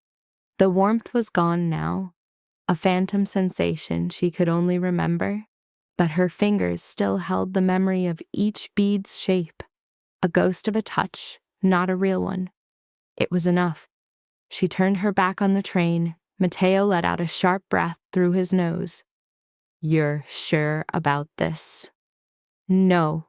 A tremor ran through her voice. But I'm going back. The weight of it settled on her instantly. Rome was gone. The woman named Bellini would never exist. Any innocence she had left was now a choice, not a circumstance. This was something else, heavier, more real. When she walked back into the warehouse close to 10:30, Teresa took one look at her face and simply pulled her into an embrace. The patient let herself be held for 3 seconds before pulling away, knowing that any longer would shatter her completely. Dante stood in the operations room, a figure carved from the shadows between maps and silent screens. He saw her the moment she entered. His eyes flickered to the bag on her shoulder, to the train ticket crushed in her fist, then locked back onto her face. There was no relief there, not a trace of anger, just a stillness so absolute it felt like a pressure change in the air. "You left," he said, the words falling like stones. "I had a way out." And she crossed the floor, a deliberate closing distance that made it clear this was for him and him alone. "I came back." Silence held the room. Dante's knuckles went white where he gripped the table's edge. The rosary was gone from its hook. She had it. His gaze dropped once to her pocket, a flash of pure knowing. He gave a sharp nod toward the maps. Good. Just that. In front of his men, just that single, solitary word. But as she turned for the stairs, she felt his eyes on her back, a searing touch from a hand he would never allow himself to use. She had been given an escape. She had walked back into the cage. Chapter 8. The service lift. The man assigned to guard her chose the wrong floor. 2 days later, the fatal mistake was hers. She had started to believe that by choosing to stay, she had somehow earned the freedom of the grounds. It was vanity wearing the cheap mask of usefulness. A war rewards neither for long. Dante had already moved the copy of the ledger twice. The original, the vellum artifact, was locked away in a bank vault that only he and Matteo could open. The city was screaming. Ricardo's men were hitting the south docks and the west route, a classic pincer move meant to find the cracks, to see how fast the law would bleed. Every call that crackled over the radio confirmed another body, another loss, turning the air in the room thick with a slow-burning panic. She felt the urge to do something, anything, a useless impulse, a desire with no knowledge to guide it. At noon, Matteo walked in. The request felt hollow, wrong from the start. "We need the prayer text from the prayer book enhanced. Boss wants a clean copy before tonight." She missed the signs, the terrible quiet of Dante's absence, the fact Matteo wore no radio, the placid look on his face, the dead calm of a man about to commit a mortal sin. But she complied, taking the rosary from her pocket and following Matteo to the service elevator. The sound of the doors closing was a heavy, metallic finality. She watched his hand on the panel and saw the first concrete sign of the abyss. He pressed B3. The archives were on B2. She felt the change in her own pulse, a single sharp staccato of dread. A wrong floor. Matteo's hand never moved. The world shrank to the dimensions of that steel box. No gun was needed. The betrayal was a clean and perfect thing, made manifest in the way he refused absolutely to meet her eyes. "Why?" she asked. As the elevator began its descent, humming its low mechanical dirge, he gave her the reason. "My daughter," he said. It took a moment to land. Matteo never spoke of family, a strict, common rule. "Ricardo has her." "He's had her for 3 weeks." The words came out flat, worn smooth by unimaginable pain. He sent pictures, then a finger from the man guarding her just to prove he wasn't bluffing. The elevator kept sinking. "You sold them routes?" she whispered. "Delayed them. Left gates open. I missed things I was paid to see." "And Lucia?" At her name, he finally looked at her. His face was not the face of a defiant man, but of a ruined cathedral, somehow still standing. "I wasn't there for that," he said, "but I know who was. Ricardo's been doing this to fathers for longer than Dante has a clue." The doors slid open on concrete and deeper shadows. The men waiting weren't Ricardo's soldiers. They were contractors, ghosts in cheap clothes. Gloved hands. One reached for her arm. She moved, a blur of instinct, and drove a micro spatula deep into the back of his hand. He screamed. A second man swung, and her vision exploded into a universe of white-hot stars. Matteo caught her as she fell. "Don't touch her face," he ordered, his voice cracking. "He wants her to be recognizable." The words laid Ricardo's sickness bare for her to see. She spit a mouthful of blood and saliva onto Mateo's shoe. His eyes closed for a second. "I deserve worse." "Yes," she breathed. "You do." They moved on. The place was a decommissioned cold storage unit beneath the warehouse, a tomb of concrete, rust, and the spectral outlines of meat hooks. The room they put her in once kept flowers cold for shipping. Now it held nothing but a metal chair, a drain in the floor, and a single fluorescent tube that bathed skin in the color of decay. Ricardo arrived an hour later. He possessed the lethal elegance of a lovingly maintained firearm. Silver hair, a dark navy overcoat, gloves that spoke of a wealth that never required manual labor. She had seen him twice before. On those occasions, he had played the gentleman, even complimenting his rival, Dante, with the kind of pride a man takes in a prized, dangerous animal. He used that same smile now. "Elena Bellini," he said, "you have your father's eyes." That same look of profound disappointment, as if the entire world is a poorly kept archive. She said nothing. He pulled a chair to face her. Dante always did have a taste for the difficult ones, but am not his. Ricardo's smile changed, sharpened. "Not legally? Paperwork can always be rewritten. Not emotionally." He spread his gloved hands, an empty gesture. "Now that is a much more interesting question." She held his gaze, her only weapon against the pressure of his will. "You sold Lucia," she stated. He tilted his head. "I simply allowed an unfortunate truth to become visible." A chill, clean, and absolute moved through her. She was 16. She was a daughter whose mother was planning to steal her away from that life. He settled back in the chair, comfortable. "Love makes a fool of a woman, and then it makes a fool of a man. Sophia wanted out. Dante, he still thinks love is something that happens to you like a house fire. I was merely trying to teach him that love is leverage." And there it was, not evil, worse, a lecture, a philosophy of power so total it had become scripture. "My father found out," she said. "He found out too much too late." Ricardo's eyes dropped to her pocket. "And now his little girl carries prayer beads into a war room, thinking they are a shield against the breaking of things." Her hand tightened around the rosary. He saw it. He saw everything. "Where is the original ledger?" he asked. She did not answer. He sighed. "Your father hid secrets and repaired book bindings because he believed paper had more courage than men. He was right. But paper burns."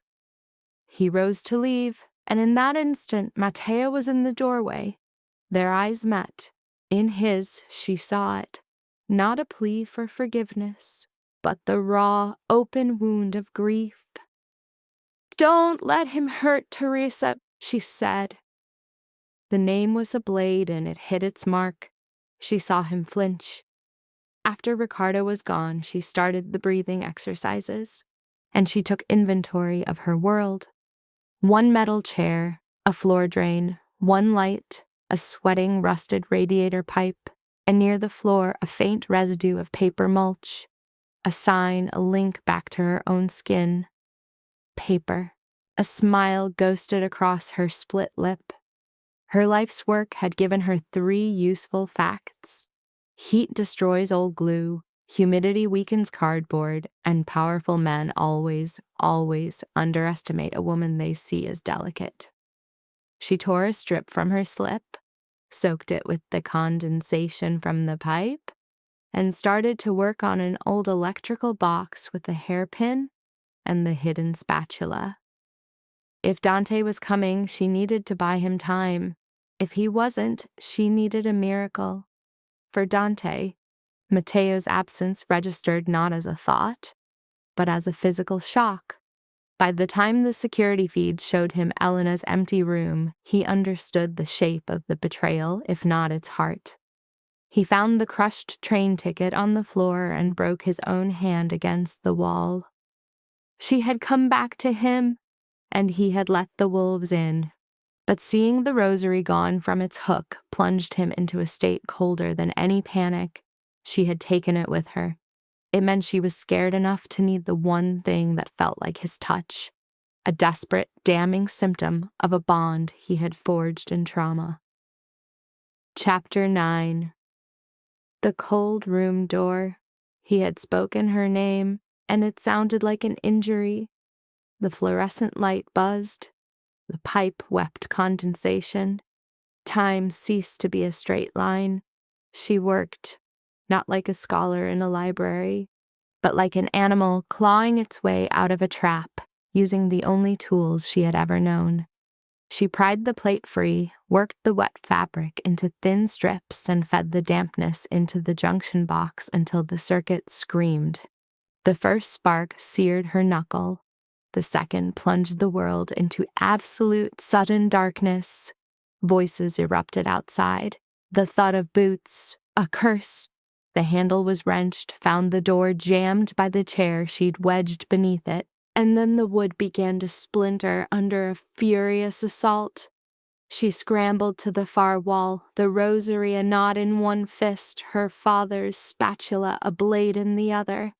The door exploded inward. The first man lurched in, blind. She cut his face open and dropped low, sliding past his desperate grab. He caught only the fabric of her coat as she ran. The corridor was a refrigerated tunnel lined with skeletal racks. Red emergency lights bled across the floor. And from somewhere above, the alarms began to wail. The siren wasn't for her. It was a sound for a new ghost. Distant, staccato gunfire gave that ghost a name: Dante. She ran toward the sound, a moth drawn to the very flame that had burned her, an instinct for survival so twisted it looked like a death wish. A hand shot from the shadows, grabbing her wrist, slamming her body against the cold cinder block wall. Matteo! Blood bloomed dark on his shoulder. His breath came in ragged, shallow bursts. "Wrong way," he rasped. "You don't get to tell me where to go. Listen." His grip gave slightly. "Ricardo moved my daughter an hour ago." The bargain was smoke. There was never anything but the leash. She just stared at him, at the ghost he was becoming. He pressed a keycard, cold and solid, into her palm. "West freezer gate, end of the hall, opens to the loading ramp. Paolo's team is waiting." "And Dante?" His gaze drifted past her, pulled toward the symphony of the firefight. "He went for Ricardo! Alone." A word that suggested the part of Dante wired for survival had finally been severed by this confrontation. She was being offered a genuine escape, an open door, a way out. Instead, she heard herself ask, "Where?" A single broken laugh escaped Matteo's lips. "You really did come back for him?" "I came back with my eyes open." He gave a slow nod, as if accepting a truth both beautiful and insane. He passed his service pistol to her, a baton in a fatal relay. He took 2 steps before the shot cracked through the corridor, punching him in the chest and throwing him back against the wall. The look on his face was one of pure, childlike surprise. She dropped to the concrete beside him. Blood filled his mouth, choking the words. "My daughter," he fought to say. "We'll find her." He moved his head once, a slow, deliberate negation. He pushed the key card back at her, a gesture that refused all comfort. His fingers found her sleeve, tightening. "Tell Dante," he whispered. "I was weaker." A final confession, a final comparison before the light in his eyes went out. She left him there. The living have no time for the dead. The corridor opened into the main storage area, where the heavy doors of the cold rooms hung from their hinges like broken jaws. Steam hissed from burst pipes, shrouding the men moving through the ruin. One body was a contractor from Ricardo's den. Another wore the uniform of Dante's security. She stepped over them both, finding Paolo crouched behind a loading pallet. His face was ashen, but he could still speak. "Ah," he breathed, seeing her. "The prodigal wife returns. Mia owes me $50. My money was on you stabbing someone before you cried. You're supposed to be in bed." "I'm in medicine now. This is field work." His eyes tracked the pistol in her hand, a flicker of pride warring with a deep paternal dread. A few feet away, Mia was on one knee, shoving a new magazine into her weapon with a terrifying, aggressive grace. A wave of relief washed over her face, so potent it was nearly an expression of pain. "You're bleeding?" "Not enough to matter. That sentence alone probably means a concussion." A percussive crash echoed from the office corridor past the line of freezers. It wasn't debris. It was heavy. It was deliberate. "Dante." Paolo saw the recognition in her face and swore. "No, absolutely not. If you go toward him, I will die of a heart attack right here." "I need the records or a schematic." Mia was just staring now. "Elena, I know this architecture," I said, my words quick. "Church annexes, freight basements, floral warehouses, they all use the same bones." If Ricardo barricaded the office wing, there's a secondary service passage for air circulation running behind the dead box line. Paolo just blinked. I've never been so attracted to office supplies.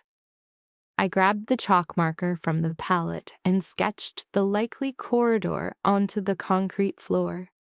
The access panel took Matteo's keycard exactly where I'd drawn the X. Paolo looked from the diagram to my face, his sarcastic mask melting away. "You can actually get us there." "Yes." Mia's hand clamped onto my arm, stopping me. "If you go in that room, you'll see something you can't unsee." I remembered the study, the blood, and his eyes finding me first, just to know I was alive, and how he'd stopped after kissing me, because fear was a stronger engine than desire. "I know," I said. We moved. The service passage was a tight metal throat lined with coolant pipes that wept cold condensation onto our skin. It ended at an office framed by a single splintered door. Inside, a desk was overturned and Riccardo Viscardi was on his knees. Dante's hand was wrapped around his throat. For one impossible, suspended moment, I was invisible. Dante's back was to me. His gun was on the floor. Blood matted his hair at the temple and stained his cuffs. Riccardo smiled up at him through the chokehold. A man welcoming a long-awaited destiny. "Do it," Riccardo rasped. "Become me." And then Dante heard me breathe. He turned. Some moments define a life not with a bang, but with the quiet intake of air. Dante seeing me alive was one of those moments. His entire being shifted in a single silent instant. The murderous calm, the shock of relief, the volcanic rage, the disbelief. It was a storm too vast for one expression. His grip on Riccardo slackened, a fatal pause that allowed Paolo to tackle the older man with a grunt suggesting heroism was physically taxing. Dante crossed the room in 2 strides. He didn't ask if I was hurt. He could see it. The split lip, the torn coat, the bruises already blooming. He framed my face with his hands, a touch so careful it threatened to shatter me. Elena. He said my name like he was tracing the edges of a wound. I reached up, touching the blood at his temple. Matteo is dead. The words landed. I watched them land, a flinch so deep it manifested as perfect stillness. He gave me this, I said, holding up the keycard. And the way. Dante closed his eyes for a single breath, in and out. Then he pressed his forehead to mine, a raw contact that had nothing to do with seduction and everything to do with survival. In the background, Paolo could be heard demanding emotional hazard pay if anyone started making vows while he was busy committing assault. Ricardo laughed, a strangled sound. See? This is why love destroys discipline. Dante's posture changed. He straightened, and a calm descended upon him that I knew from the stories preceded his most clean and final acts of violence. That someone in this room was about to die was a truth we all held without speaking. Ricardo knew it. He kept smiling. File note, Chapter 10. The River House. The man he killed was a father to him. Ricardo was allowed to live for precisely 43 minutes. Long enough for the warehouse to be cleared. Long enough for Mia to bully Paolo onto a gurney while he argued that lying down made him look shorter. It was enough time for Teresa to arrive, see the blood on my coat, and whisper a prayer that sounded exactly like a threat. Long enough for Dante, standing in a freight elevator with a handcuffed Ricardo, to achieve a stillness so absolute that every breath seemed a conscious, rationed decision. Ricardo laughing about Matteo's death is what ended the 43 minutes. It wasn't the betrayal of Lucia. It wasn't years of theft. It wasn't even the abduction. Matteo, for all his weakness, had died trying to make a thing right, and Ricardo mocked it. Dante heard. So did I. Take him to the river house, Dante commanded. No one argued. The river house stood at the southern edge of Salvatore territory, where the city bleeds into industrial shadow and old money hides its sins behind walls of brick and weeping willow. It had been his grandfather's. Men still spoke of it in whispers, and that was all I needed to know. I went anyway. Dante told me not to. I am ending this tonight, he said in the armored SUV, one hand braced on the seat in front of him. The blood had dried to a dark crust at his temple. He wouldn't let Mia stitch it. So am I. This is not your work. That man murdered my father, sold your sister, and had me shipped underground like an animal. My voice was a thin sheet of ice over a raging sea. Do not tell me where my life is no longer my own. He watched me for a long, silent beat before giving a single, sharp nod.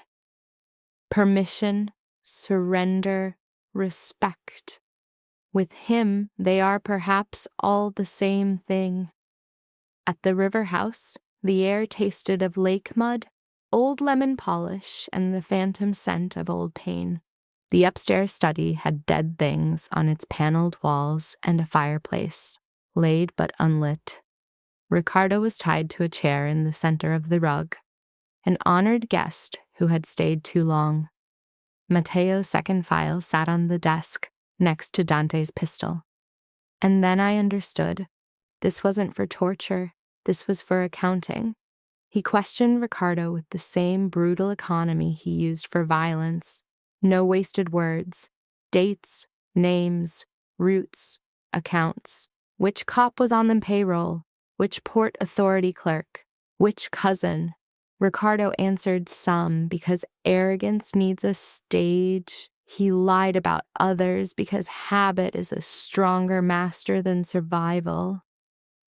I stood at the desk, checking his words against my father's copy, making my silent corrections, my eyes following the ghosts of numbers my father had taught me to see.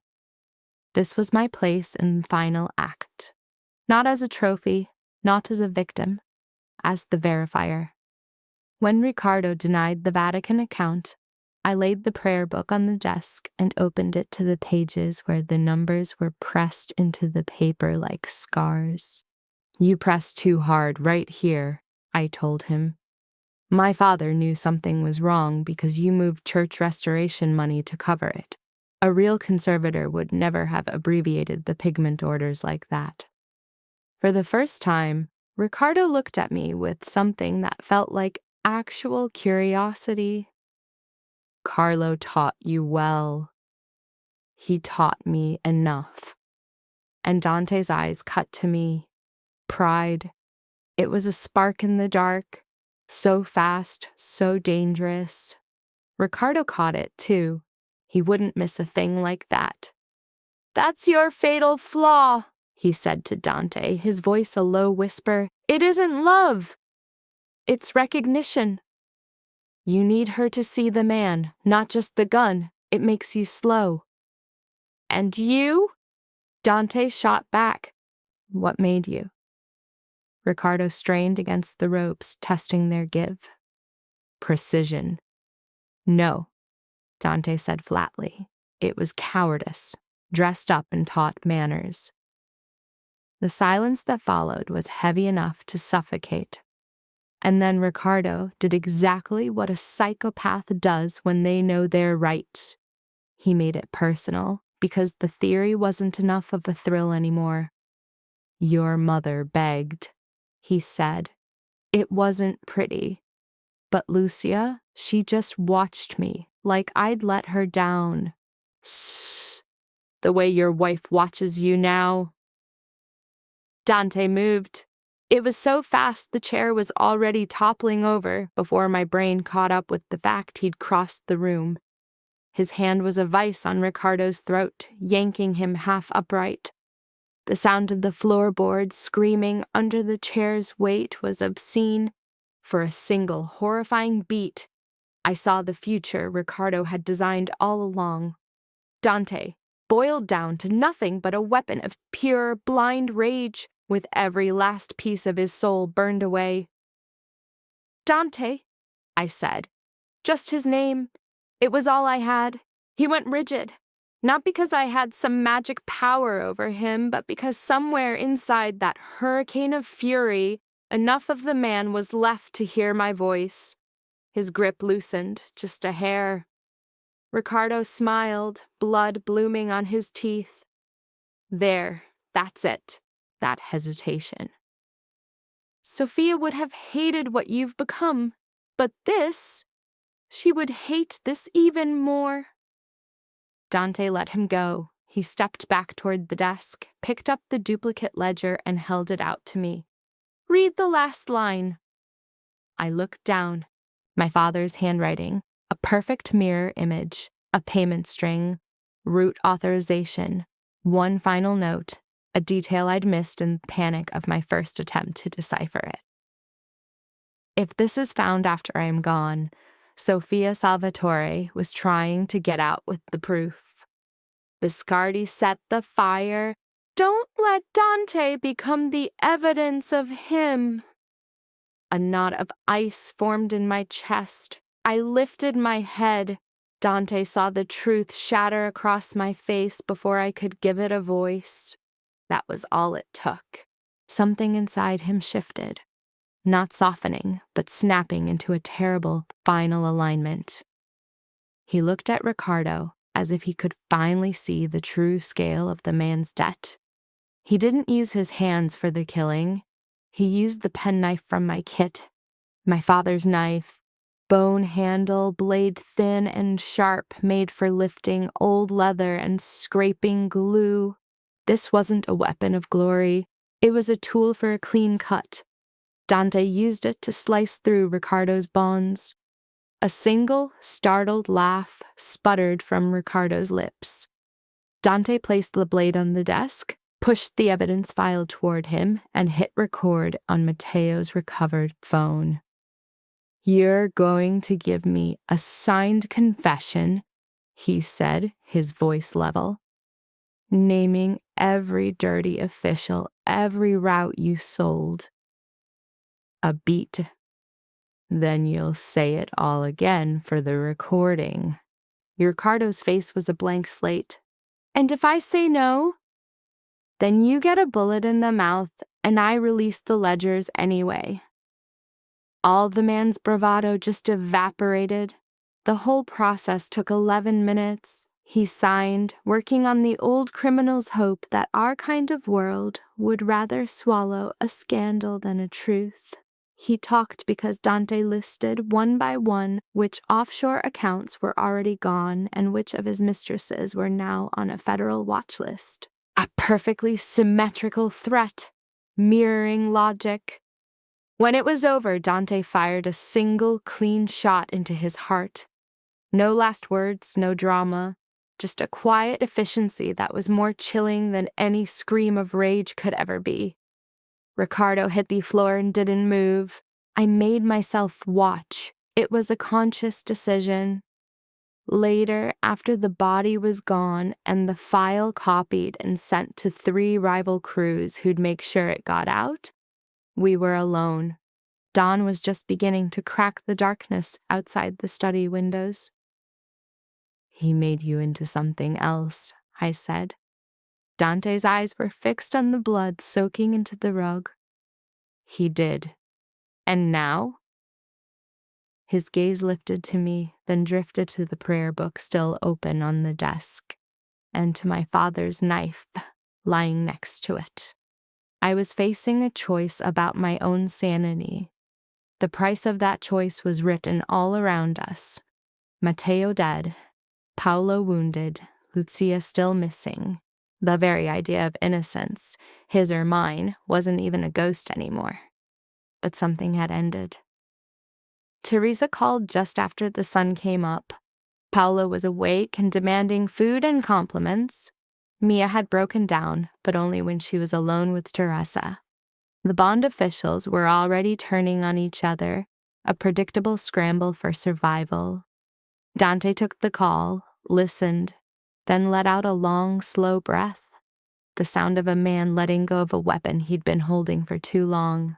He looked at me across the ruined room and said the only thing that mattered after a night like that: "The worst is over." Chapter 11. The kitchen table. His question wasn't simple. It couldn't be. The end of a war is never clean.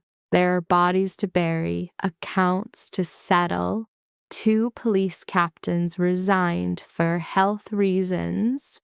The old Chicago code for being terrified. The papers talked about financial crimes and a tragic factory fire. Lucia's name was never printed. Neither was my father's. Dante had them carved in stone anyway. Lucia's plaque went up in the family chapel. Carlo Bellini's was placed in the side garden of St. Cecilia's in a spot where paper flowers from forgotten funerals always piled up against the fence. Paolo treated his survival like a personal triumph over death itself.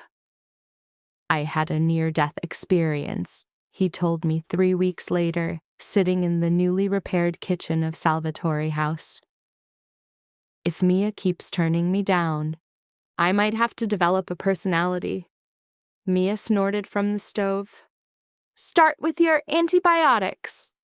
Teresa smacked his shoulder with a spoon. "And stop flexing at the soup." "I'm not flexing. This is grief manifesting in my pectoral muscles."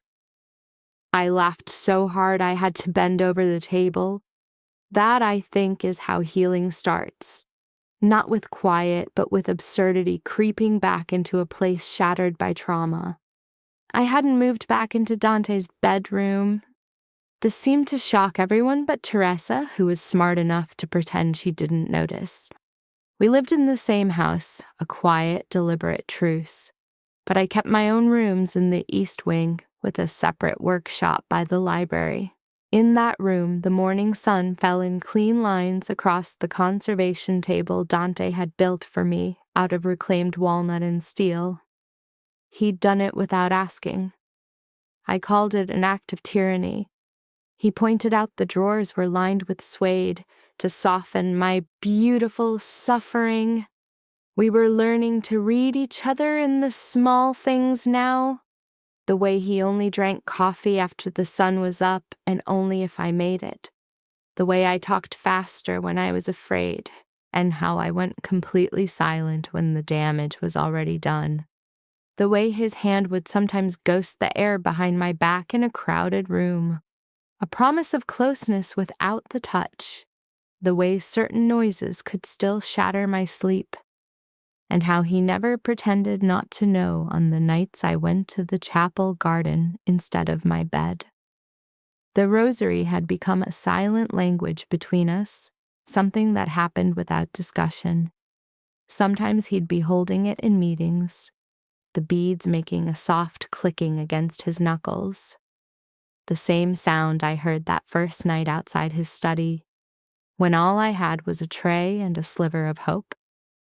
Other times, if he saw me staring too long at a ruined manuscript, he would set the beads by my lamp and leave without a sound, a quiet offering of borrowed strength. One wet afternoon, Paolo came into my workshop, limping dramatically and carrying a bakery box with the air of a spy delivering state secrets. I come bearing cannoli and intel. Which one is more reliable? The cannoli, I'm afraid. He sat down without waiting for an invitation, dropping his voice. You know he's had the ring in his desk the whole time, right? My hand stopped moving over the page I was mending. What ring? Paolo just stared at me. Elena. He let out a long-suffering sigh. If I have to explain the plot of your own tragedy to you, I'm sending you a bill. A hot flush climbed my neck. You're impossible. But I'm right. He leaned forward. Also, if you break his heart now, Mia says that while she supports women's rights and women's wrongs, she'll make me deal with the fallout. So, plan accordingly. I hurled a crumpled piece of tissue at his head. He plucked it from the air as if it were a thrown stone, his expression one of tragic offense. Later that evening, Dante found me under the low light of the kitchen. Before me, a child's missal lay in pieces. Teresa had found it, a relic pulled from storage, its edges blackened and brittle from the chapel fire. Pages were sealed together with old smoke. Beyond the glass, rain drew long, weeping lines down the panes. The scent of garlic and basil, ghosts of Teresa's dinner, gave the room a fragile, human warmth. He set down 2 cups of tea, the ceramic whispering against the wood, and stood there for a beat too long, a man rehearsing a fatal line in his head. Paolo spoke to you. It is a pattern.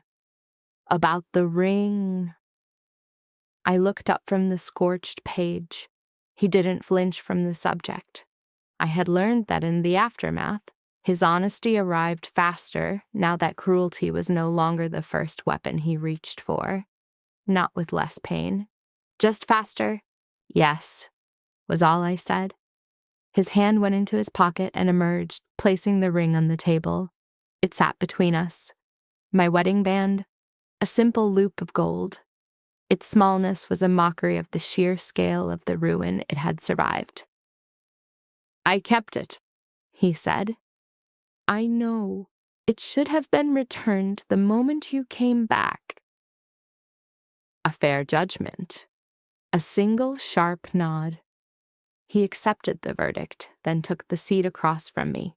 His forearms came to rest on the scarred wood, a surface that knew Teresa's flower, Paolo's despair, and the place where I had somehow, impossibly carved out a home. "This will not be a fairy tale," he said, his voice low. A smile almost found my lips. "Good. I've never been very good at playing the princess." A warmth entered his gaze, a rare and fragile light. It was noticeable only because I knew the profound darkness it had cost to ignite it. "No, you are not." The rain hammered harder against the windows. His eyes fell to the broken missal on the table. Its charred leather was held open by weights, the delicate pages separated by blotters. "You are saving it," he observed, a statement. "I am stabilizing it," I corrected. "Saving comes later." "Is there a difference?" "Yes." My bone folder pressed a crease from a smoke-damaged page. "Stabilizing is to ensure it doesn't get worse under my watch. Saving is when it can be held again, without fear." A heavy silence fell between us, and then, with that terrifying economy of his, he crossed a chasm of unspoken history in a single request. "Teach me how to do the second."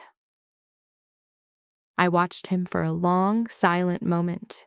This man, this violent, disciplined, impossible man, had once stood in a cold room and told me he felt nothing for me. And now he sat in a warm kitchen asking not for forgiveness, not for passion, but for a lesson in how to preserve something precious. My throat closed. "What precisely are you asking, Dante?" He reached out, his thumb and forefinger closing around the ring, turning it once. In his other hand, the rosary beads made a sound like chattering teeth. "I am asking," he said, "if you will marry me now. Not to fulfill your father's contract, not for the shield my name provides, but because I have done the math on what it costs to lose you, little saint, and I would like to live out the rest of my days in honest acknowledgement of that calculation." There it was. Not poetry, not a sanitized plea, just the truth, raw and heavy with the weight of its own history. The burn behind my eyes was immediate, a humiliating but unstoppable physical response. He didn't move. He didn't reach for me. He just sat there, encased in that dangerous patience of his, and let the moment land with its full, brutal weight. "Yes," I finally breathed. "But if you ever speak to me in the tone you used that night in the study, I will take half of your art and all of your coffee." A ghost of a smile touched his lips. "Extortion looks good on you."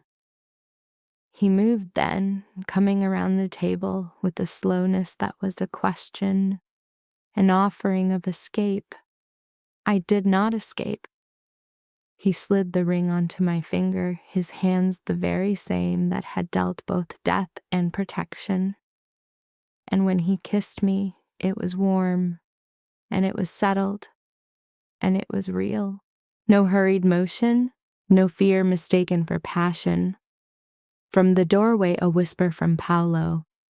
"If anyone needs me, I'll be in the hall, weeping for medical reasons." We heard the sound of Mia dragging him away by the collar. Dante rested his forehead against mine. The kitchen was bright. The rain against the glass was a steady, rhythmic pulse. The house did not find its innocence again, and neither did we. But when he said, "Come to bed when you are finished, little saint," the words held no command to be resisted, only the geography of a place I belonged. Chapter 12. The strip of linen. He saw the pattern repeat, and this time he gave it a name. 10 months later, the first thing I heard was the rosary. Click, click. Not from the other side of a locked door, but here, beside my own work table. Afternoon light slanted across mended books, sharp tools, and a bowl of lemon peels Teresa insisted would fight the room's scent of scholarly sadness. The new Bellini Salvatore Conservation Wing occupied the restored carriage house. It was an archive, a workshop.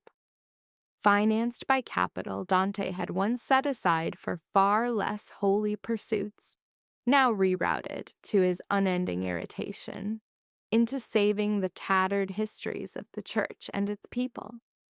Documents and histories, things people called worthless until the moment a fire or a flood threatened to take them away. I was looking over a water-stained marriage ledger from 1924 when Dante came in, ignoring formality of a knock. Some structures never fall. Love does not erase authority, it only redraws the lines. He'd lost his jacket somewhere between the main house and this place. His cuffs were rolled back once, tie loosened, hair disturbed by the wind.